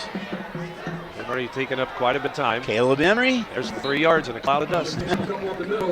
Woody Hayes would be happy. What do you call it on turf? Yeah, and a cloud of rubber. Guess so. I don't know. Do they have that black rubber? Yeah, I know. Sweep that up. Yeah, it kind of gets on you. Yeah, it does. 2nd and 8 now. Looking screen now, throwing up the field, and he's got a man open. Nice job. His man open down there was Chris Fortier. He's junior. Max Tepe was right there. I thought Max Tepe was actually going to intercept the ball, but that was a heck of a pass. And watch, he was looking to screen. He's looking the safety off. And then, boom, right up the field. You see number 2 come in right there. If it was thrown a little, that was a great pass there. Back the other direction. Emery goes, trying to find some room around the left side, and he'll get about 3 or 4 inside the 20. They ran 20 yards to get 3, but Reading's eating up the clock. That's exactly what they want to do on this drive. You think the Blue Devils want to come out with some kind of points on this drive right now, and they are getting close to Schuler's territory as far as definitely. Yeah, it's very close to his distance.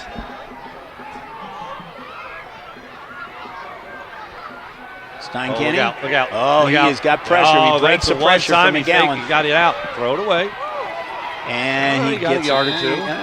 He might have been back to about the line of scrimmage. McGowan was the one who was coming in for Mariemont. Well, that could have been a big loss.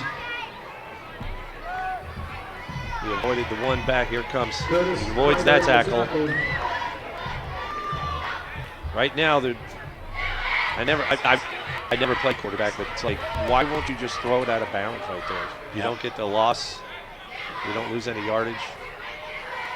I'd like to see a nice pass of Tanner over the middle again, Tanner Cromer. They can just jump up and get it. 3rd and about 7 now. Ball to 19. Steinkenny back. Drills it. He drills it to number 11 again. Yeah. That's Mitchell Burkhart. Burkhart's been one of his favorite receivers tonight. That was a great pass. That had some zip on it. Burkhart came in leading receiver for Reading with 15 catches. He's got at least 3, maybe 4 tonight. And Reading's got 1st and goal at the 5-yard line. Let's see if Steinkenny will try the end zone right now, 1st down. He's got 2 receivers. Now he's going to give it to Emery. Emery trying to find some room. Trying to get the corner. I'll tell you what, they've had his number tonight, I think, pretty much. Yeah, I'm surprised it ran at Seth Green. I mean, Caleb's fast, but so is Seth. So he couldn't juke him out. All right, 2nd and goal, 5-yard line. Well within Schuler's range now for a field goal.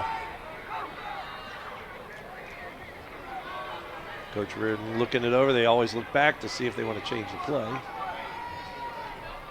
Cromer in that tight end position lined up.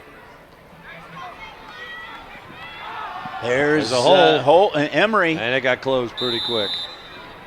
What happened is you saw number 21 there. That's Caden Connor scooted over to use some an extra blocker there. And there was definitely a hole, but Mariemont did a great job of closing that. So they picked up two. From the backside, you could see the hole, and you see him sweep and just gang tackle. 3rd and goal. It's a big play. They've used almost the whole quarter. Clock's down about 2:39. What do you call, Coach? What do you call? Then the question is, do you go for the touchdown after this if you don't make it? Now he's calling timeout. Yeah, he's going to call timeout and talk this is a big play. Yeah, it is. It is a really big play because, a big play. But you know, as I said, Ready needs to come out with points on this. Yes, they definitely. So one way or another. If they throw a pass or if they don't gain any yardage, I don't know. I'd kick the field goal, but yeah, it's basically at this point it's a chip shot for sure. Right. It's a PAT for him. Yeah. So, but. And where the ball is spotted too, that's important too. It's right. It's right in the middle of the field. It is in the middle of the field. So, but I think they would like to get 6 instead of 3. Oh, definitely. So, what's your best play, Coach? What's your best play? I mean, Emery's your go-to guy, but your receivers, Burkhardt and what, Feld, have done well tonight. I'd think about putting Tanner Cromer on the outside and just throw it high. Right. It's just whoever gets it up there. Yeah, fight for it up there. Well, and you're right on that one. But I would have thought he would have tried for the end zone on that first Yeah. kick. Yeah. And that kind of surprised me. They haven't run the ball. I mean, he's gaining 2 or 3 yards, but you needed 5. And right. Now let's see what they pull up. Third and goal for the 3 after the timeout.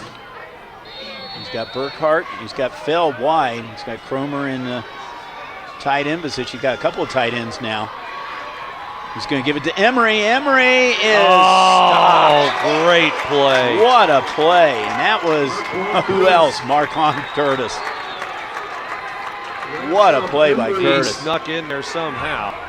And Schuler coming on field here. So I always wondered how, you got a great defensive end blocking with 2 people. Yeah, it was just a good play. He read it. He blew it up quickly. This is going to be a 20-yard field goal. Kick is up, and did he make it? Yes. He made it, but the timing was off. Oh, yeah. The timing was very, very close. You called a chip shot. That's exactly what it was, a chip. Yeah. So the field goal you can see. Now look how close it is. He slows down. He slows down. And he can usually clear this by 20 yards. Yeah. It hit the upright. It hit the goalpost. I didn't see that. Did it hit it? No. No, it didn't. No, it went didn't. through. But boy, it snuck in there. It snuck in there. So a 20-yard field goal by Schuler with 1:49 to go makes it a 4-point game now. So if anything else, the kicking game could end up being important here tonight. So as you can see with the field goal attempt. So well, and that it's in Mariemont. Whenever they're in the red zone, they're going to go 4 downs. Yeah, it's an automatic. You just don't even think about it. Nice shot of the Warrior cheerleaders down there, and I think our man Eric Johans down there, the main camera guy in the field. Eric, he is the best down there as far as field camera. Been around working with Eric for years and years and years. He's one of the many ICRC volunteers that come out here tonight to make these games the way they are. Here's a kick. Now this one's drilled a little bit further out. Taken up by Green. Oh. And Green is tripped up. Upended. Zach Barker upended him right at about the 35-yard line. So about 20-yard run back for Green. That's essentially where they've been starting anyway. All right. Well, it's not the 48 at least, you know. So with 1:46 to go, Mariemont trying to find an answer here. Well, if Mariemont wants to go to the state to be in the playoff race, they've got to answer right now. Yeah. They've got to drive this ball down. put a score on the board, make it tough on Reading to come back from 11 points. Madeira was right behind him in the standings in 9th place, and Madeira was winning the last time we checked by a point over Deer Park. Screen pass. That's well good by played. Green, but it is blown up by the Blue Devils in the backfield with a loss of about 4 yards. So, Reading. If that was Johnny Campbell or not back out there. Johnny Campbell's has a couple of tackles for He's losses a tough here. kid. Yep. He's a tough kid. Of course, all these kids, all the time they put into this game, and they're all tough. Yep. Glassmeyer. Ended Nice up. little fake. Yeah. But boy, he was stood up. Usually Green gets a push. Well, he's done that. That's the second time he's done that tonight. This time I'm not Reading sure who was, got him, but he got stood up. Reading was looking for it this time. Yeah. So, This would be a big third down. Tanner Cromer trying to get the Reading faithful here, all fired up here. Big Quarter's third gonna down end play. soon. Yeah, they are. There's the blue crew. Yep.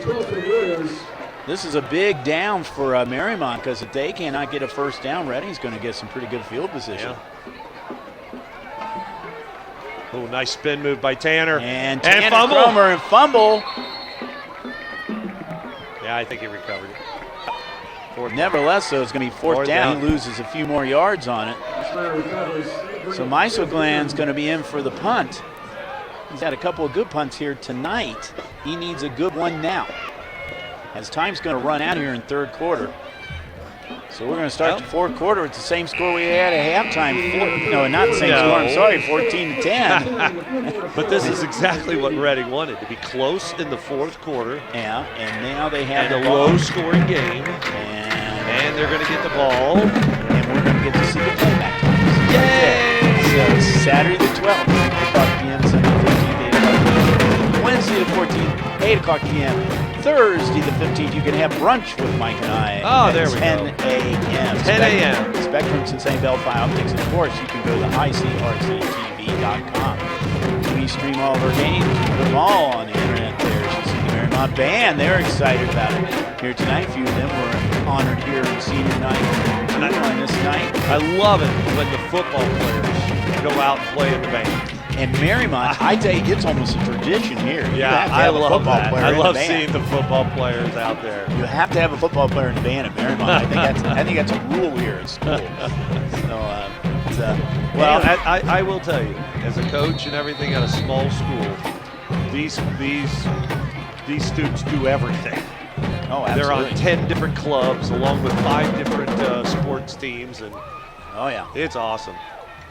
Here's the punt, and it was almost blocked, but he got it away out of bounds. That's Looked at about the 30. Depends on where they're going to spot at. I'm thinking around the 42. Nope, 40. now he's coming up. He's looking at that guy. Yep. The line scrimmage was 20.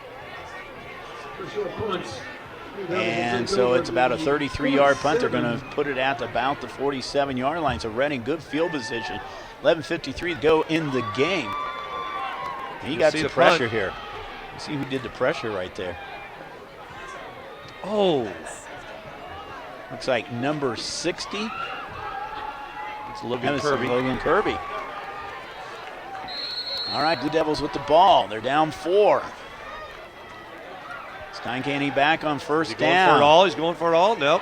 No, he's getting run around down there. And who's going to bring him down? 3 or 4. Marquand Curtis. Yeah. Marquand is right there. Well, if you run around enough in that backfield, Marquand's going to catch up with you, I think. He was looking to go deep, and I couldn't tell if I wasn't watching the deep route. Oh, that would scare me. Yeah. See that big number 70 coming at me. Well, that didn't help on first down. That first, certainly. 6'3", 265. And he can run. Yes, he can. Showing blitz now. Now they're backing off. Steinkenny. Drills it up there. intended receiver with Burkhardt. He had at least 4 Warriors He in was the area. open. He was open, but it's a little bit behind him. He drilled that so Yeah, much. he The threw ball it pretty ended, hard. The ball ended up on the 8-yard line. Yeah, it was just behind him. He was open and he read it. He went down, checked down, and saw him. He had a little zip on that ball. Yeah, he did. All right, it's going to be 3rd and long now. Steinkenny looking over. He has Feld and Burkhardt. They're wide. Looking towards Burkhardt. And Burkhardt could not catch it. He turned right. It was close. He's defended by Owen Holiday down there. Yep. He landed hard on his hand, too, it looks like. 4th down. There's the pass. And he was right there. Almost got his hands on it. Oh. So it looks like Louis Hess is back to punt. Line of scrimmage at the 39. Looks like Norm Mile back around the 30-yard line for the Warriors. A little rugby style. Nice little kick. Does he get the bounce? Yep, he got this to time, steal no, it. Norm Mile picks it up. Norm Mile picked it up at about the 30, and Norm Mile still winning. Tanner Crum was right there, and he got the tackle. That was not Norm Of all Mile. people. That was not Norm Mile. That was Seth Green. Not surprised. Well, there's a change of field position. How about a 40-yard? Got it on the hop. Breaks one tackle there. Good blocking. He had a convoy. Tanner did a good job of just tripping him up just enough. That's a 40-yard punt return. That's a big change right there. Big break for Mariemont. 10:40 to go. Mariemont now into Reading. Yeah, but remember they have no kicker, so they from here on in, I think it's 4-down territory. Well, pressure's on the Reading defense now. Yes, it is. Yes, it is. Holiday in motion, or endorse. Or Seth Green. Green up the middle. Nice little 9-yard gain. Seth Green, when he gets hit, he bounces off it a little bit. He's a big boy. Seth Green's probably at about 100 yards now, at least. In the game, he was 50-60 in that first half, so 50-60? 50 or 60. Oh, 50, I thought that was 60. some kind of a new number. 56. 56. Look that up. Okay. Google that number. Okay. I will. 50-60. I'll use that in class. All right.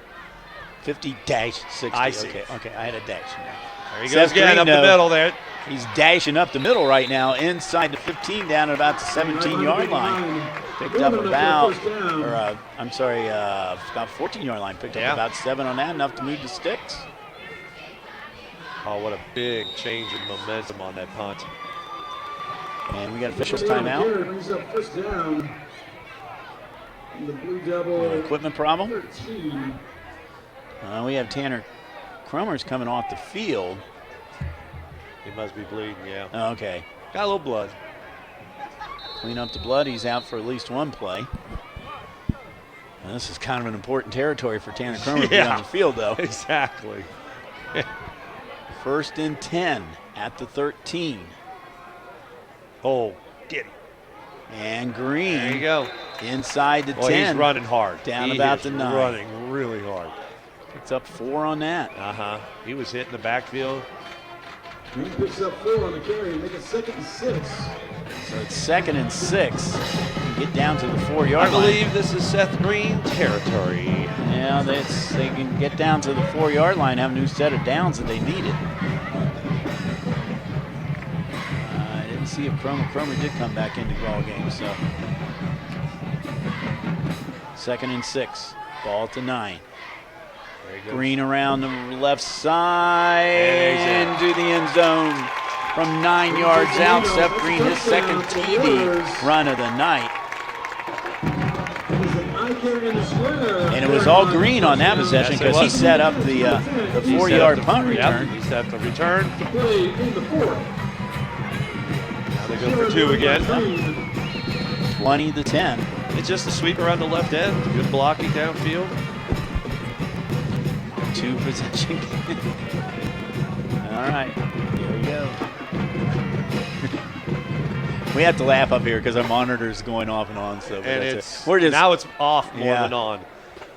There's Glassmeyer. He's looking for he's got a man open in the end zone, but Glassmeyer's going to take it himself. He had a man open down there, but Glassmeyer said, nah, I'm going to do it myself. So Andrew Glassmeyer with the 2-point PAT. Make it a 22-10 game. More important, a 2-possession game now. Yeah. I think Coach is going to look back on that offensive series where they started, the Reading offensive series where they started and lost a couple of yards. Big old momentum has switched a little down. Seth Green now his 11th touchdown of the season. All 11 have come on the ground. The junior has made his point tonight. He had 3 touchdowns last week. He has 2 this week, 5 in 2 weeks. That's pretty good. ICRC-TV will be next week.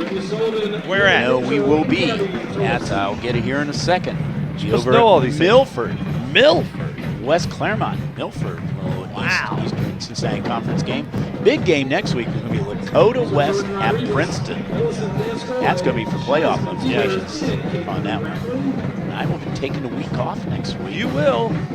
Are you going somewhere? I'll be at a haunted festival next week. Ouch. With a 10-year-old and a 7-year-old. Nice. What can I say? It's taken by Emery on the kickoff. And Emery over the 35 up to about the 36-yard line. We're still trying to make up our mind what we're going to do on week number 10. Most likely we'll have a Mason at Princeton game that week, and we're still trying to decide. Is that a go? I heard that was confirmed. That was confirmed. That is confirmed. We're still working on our other game. We had a block in the back. Uh-oh. We haven't had a whole lot of penalties tonight. No. But a couple have been costly. They've been costly. Yeah. Instead of starting on a 30, you're starting on a 20 with 8:47 left, and you're down 12 points. So, yeah. Need 2 touchdowns. So like I said, week number 10, we're still deciding what that second game's going to be. And, of course, playoffs, we'll have to see who we're going to be covering. We'll have to see who's going to make the playoffs. We said earlier, we're pretty sure Harrison's going to be in there. This Mariemont team might be the one in there, too, also for ICRC-TV, along with CHCA. Luke Robinson in on the tackle. Senior night here. Warriors are up 22-10. 2 Seth Green runs and a Glassmeyer, the McGowan 66-yard strike. That's where we stand here tonight. Been a good game. Been an exciting game. A couple of big plays. Yep. Reading needs something like that to happen right now. Steinkenny back. Steinkenny. His man out of bounds. Looks like. I believe that's Chris Fortier over there. Steinig's pass complete to On the Fortier. far side. Is that him or is that number 8? No, I think that's a 9. That's a 9. That's a 9. Okay. That's a 9. Brings up a 3rd and 5. There is no 8. No, there isn't. That certainly looks like an 8. It does, actually. It does look like an 8. I We think need it's to a little call. dirty. We need to tell these teams. I know. Bill's blind, so you need to have uniforms. He pumps fakes. Pumps, and now he goes around this side and out of bounds. We have a penalty thrown back here, and this one's going to come back. Block in the back. Block in the back on Reading. So wow. Steinkenny was close to a first down. He was right at about that marker, but it makes no difference. It was on the run. Third down, yeah. So they're going to take the penalty back. If it was 4th down, I'm sure they would have declined the penalty. But wow, moves a ball all the way back to the 8-yard line. 3rd and 22, 21. 3rd and a whole lot of real estate. That doesn't help. Give or take. Steinkenny now. All right. Back to pass. He's looking now. He's almost in the end zone. Now he's got to get out. Throws it away.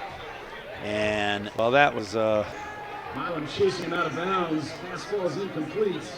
Yeah. So the field goal unit's coming, or the field. Yeah, it's gonna be a heck of a field goal. Zach Schuler can kick a long field, but I don't know about that long. Yeah. So this is going to be the punt unit, and Louis Hess is going to be punting somewhere around the high jump area.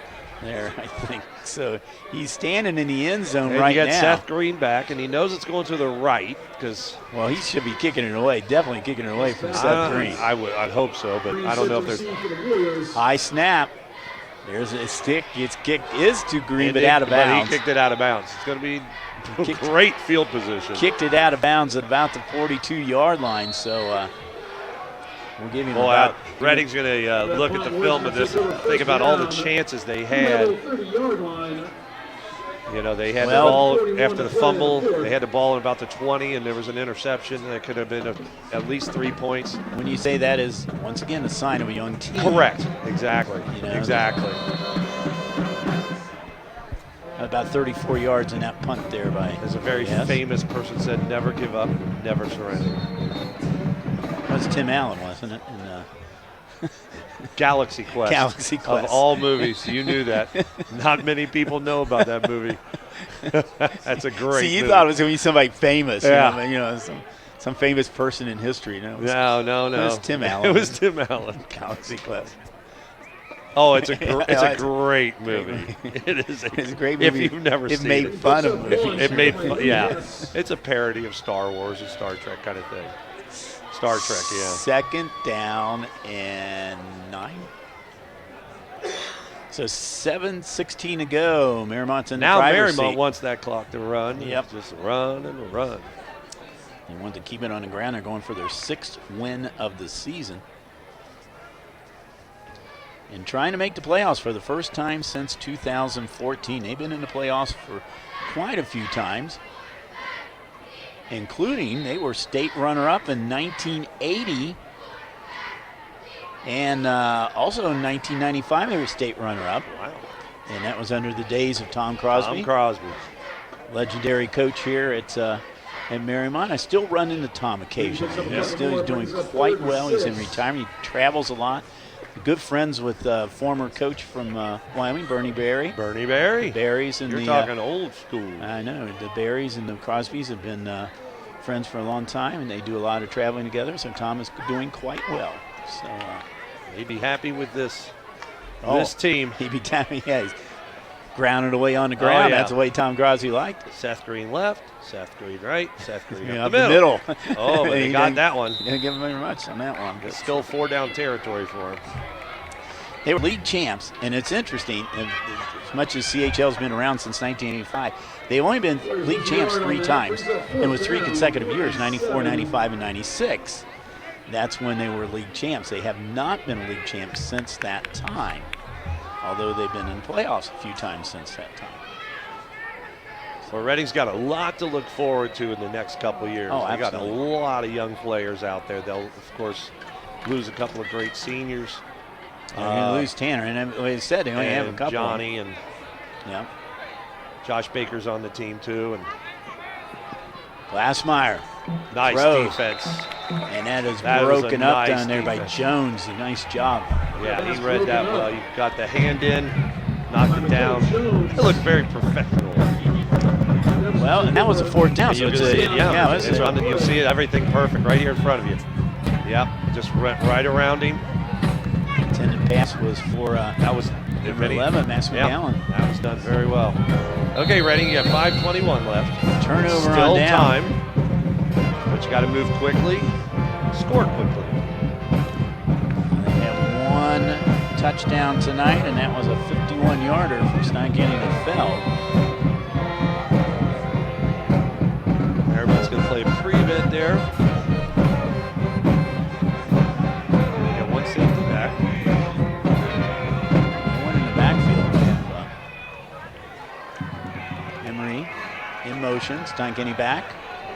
Now Steinkanning's being pursued and tries to break up field, but he might get back to a line of scrimmage. That's about it. A lot of running for not much of anything.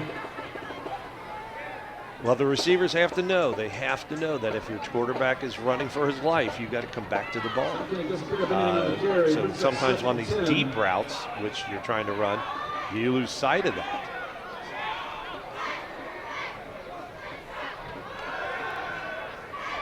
So Kenny's looking now. He's coming around, looking, and he's going to be taken down. Would that be Mr. Curtis? And I don't think Mr. Curtis is in on that one.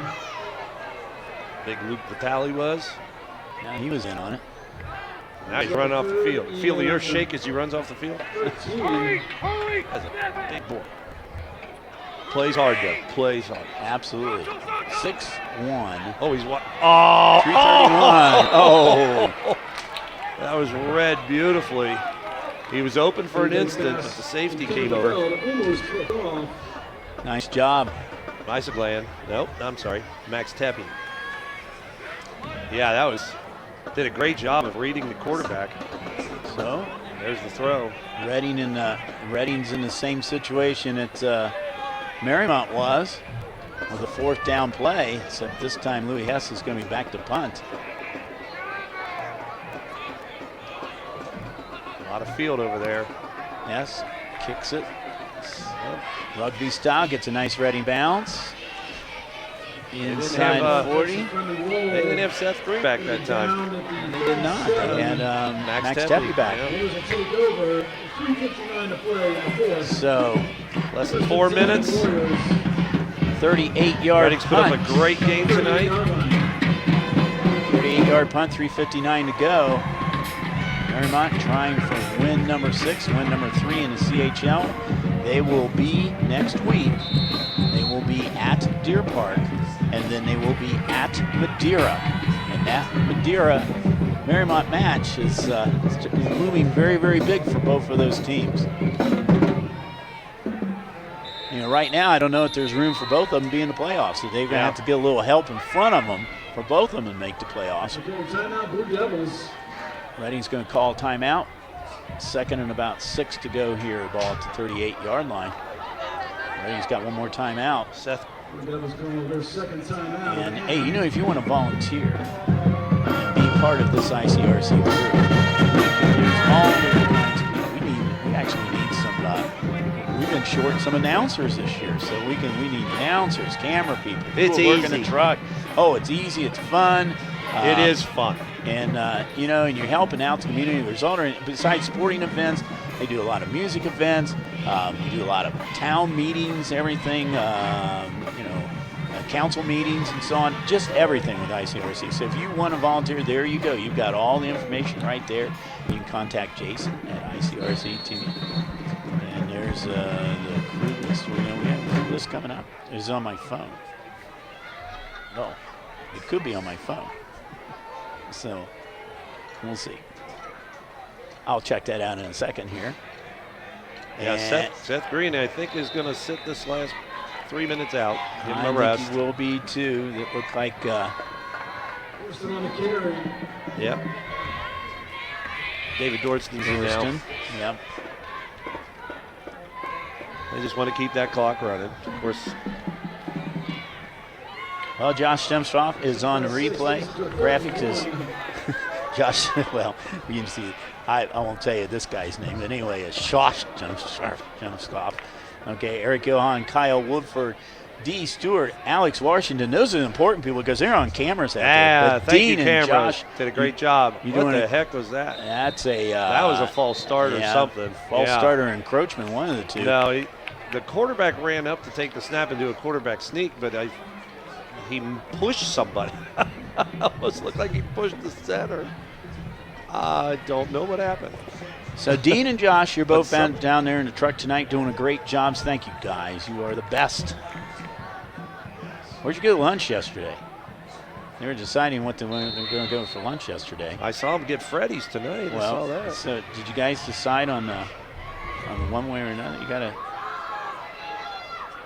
Oh, that's the one I didn't tell you to go to. So. Okay. Okay, thank you. All right. I was over there yesterday getting advice for lunch. Okay. Oh, missed tackle. Missed tackle. Missed tackle. And that's a big run. That's a huge run because that's going to be for a first down. And that was by Glassmeyer. Yeah. You see how hard it is to see those numbers? It close is. that 6 is to being an 8. Yeah. Glassmeyer. Missed That's tackle just right a there. tough run by Glassmeyer. Yep. Another great fake. It's just a tough run. That pretty much sealed the deal right there with the first down. He put the ball down on the Clock is 50-yard running. line. I think if they get one more first down, they're going to be. That's pretty much over. They're going to be home free.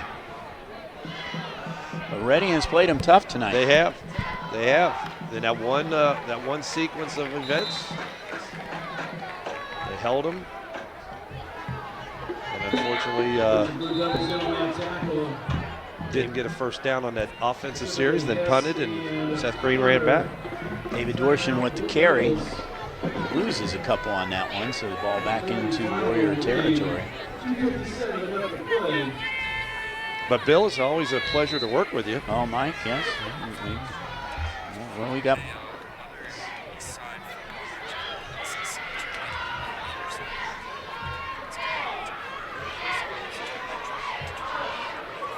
Ooh, we find at the end of the third quarter, Anderson is up over Turpin 28-21. That'd be a mild upset there.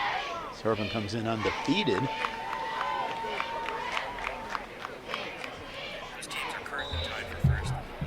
Yeah, they're tied for first, but Turpin 7-0, Anderson 5-2, but that'll be interesting. That's playoff implications too for them, and they're in the same area where Harrison is, Division II. The give is to number 2, Max Tepe. Tepe gets a couple yards, not back to original line of scrimmage. Already might get the ball back. It's third down now. Third and long. Curry Cummins has taken some of his key players out of there right now. He still has a few got left. a holding too, so now it's going to be second back. and long. He's kind of rotating some of his key players in and out of there. They're way back right now. That's from the point. That's like about a 20-yard penalty right there. You got to wonder if they actually. Well, it's from where the spot of the right, foul. where the spot is, yeah, but where the line of scrimmage is. They're at the 30. They got to get to their own 40. They got a 30-yard. It's second and 30. They get to get to Reading 40. Yeah. And well, you run the ball, you run the clock. Yeah, right. The clock is down to about 2:17. So now it is going to say, now they did not lose it down on that. So now it's third down. Which means you get another 45 seconds. 40 seconds. As I used to say in my basketball coaching, the clock is their enemy now, not the other team. You just want the clock to run.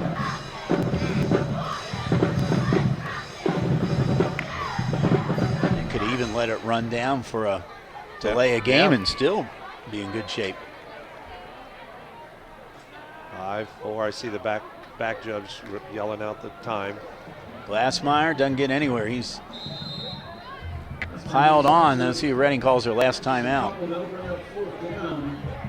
And we got a flag. Came in late. That's not good. No, if it's unsportsman. Unsportsmanlike on Reading. That's an automatic. Oh, wow. On Tanner. Didn't see who it was, but nevertheless. He's got his helmet off.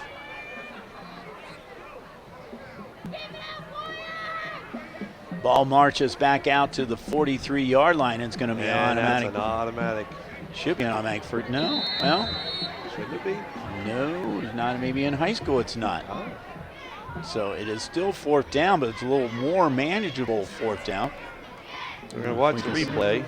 It's after the play is done. I didn't see anything there, but he's getting up. Oh, his helmet is off. I don't know if it just came off. Mariemont has called a timeout. Oh, he threw it to the ground. 104. Okay.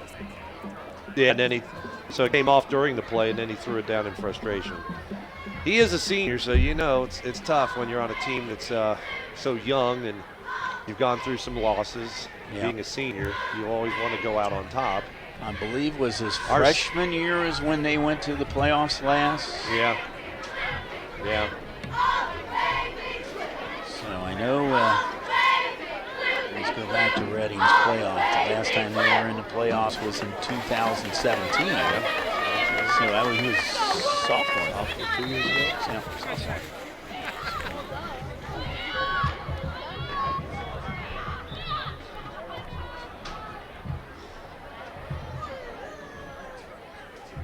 All right, here we go. 4th down. And a bit of real estate here. They're going to punt, looks like. Misa Glenn. He'll get it off quick. Line of scrimmage at the 43. Oh, it is blocked. Boy, Reading had a ton of people in there. Oh, my gosh. Doesn't really matter who recovers it. No, Reading's going to get fairly good. Doesn't matter who recovers it. Good field position with 56 seconds to you go. might as well go for it now. There's a ton of Blue Devils in on that block. There's 4 back there. I don't know if we could even pick out who blocked it. I tell you what, I think John Payne, the athletic director, was in on that thing. I mean, there were so many people I think in Chuck there. LaFada was there, Chuck too. LaFada. They brought everybody. Here we go. We're going to see. I didn't see it. It was one of those monitor outages at that exact time. All right, Reading with the ball. Down 2 scores, 56 seconds to go. Steinkenny is looking to the sideline. Got a man open. That's Burkhart, and they're holding on to him and keep him in. Yep. Clock's running. Yep. He did not get out of bounds. Great job down there by Mariemont to keep him in bounds. Grabbed him by the ankle. Back the other direction now. Feld in 40, 35, 30. Feld inside the 30. Oh, my. Oh, my. We've seen stranger things. 30 seconds. This would be an absolute miracle here if that.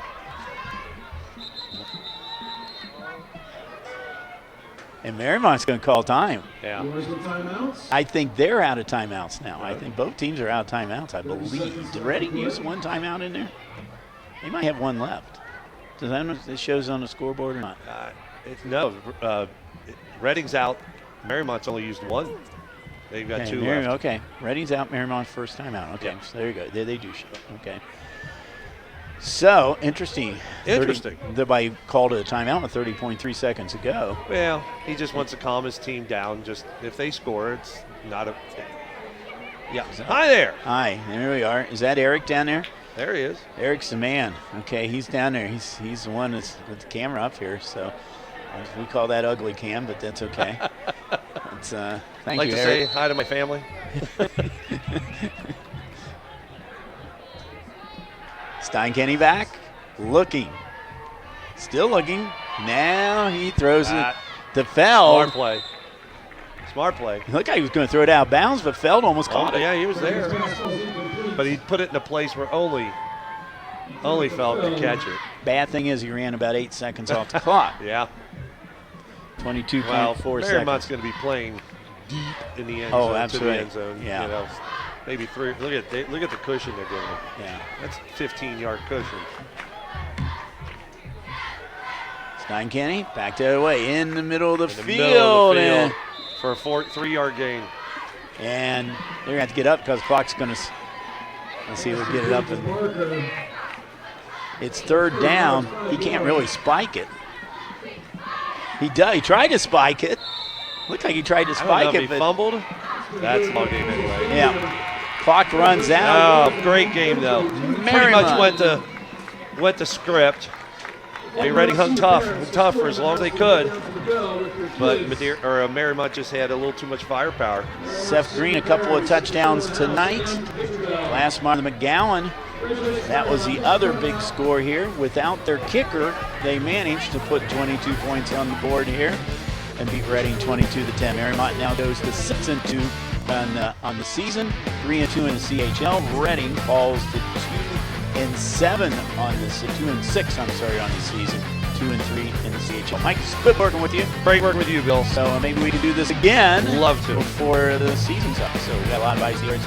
And I'm ready for basketball, too. There you go. I got a lot of high school football. We got soccer. Got volleyball. Got a lot of things coming tonight. Thanks to Tom Neural, all the great people here at Mariemont. Your final score: the Warriors 22, the Blue Devils 10. This is Bill Bress from the entire ICRC crew saying goodbye from here on out.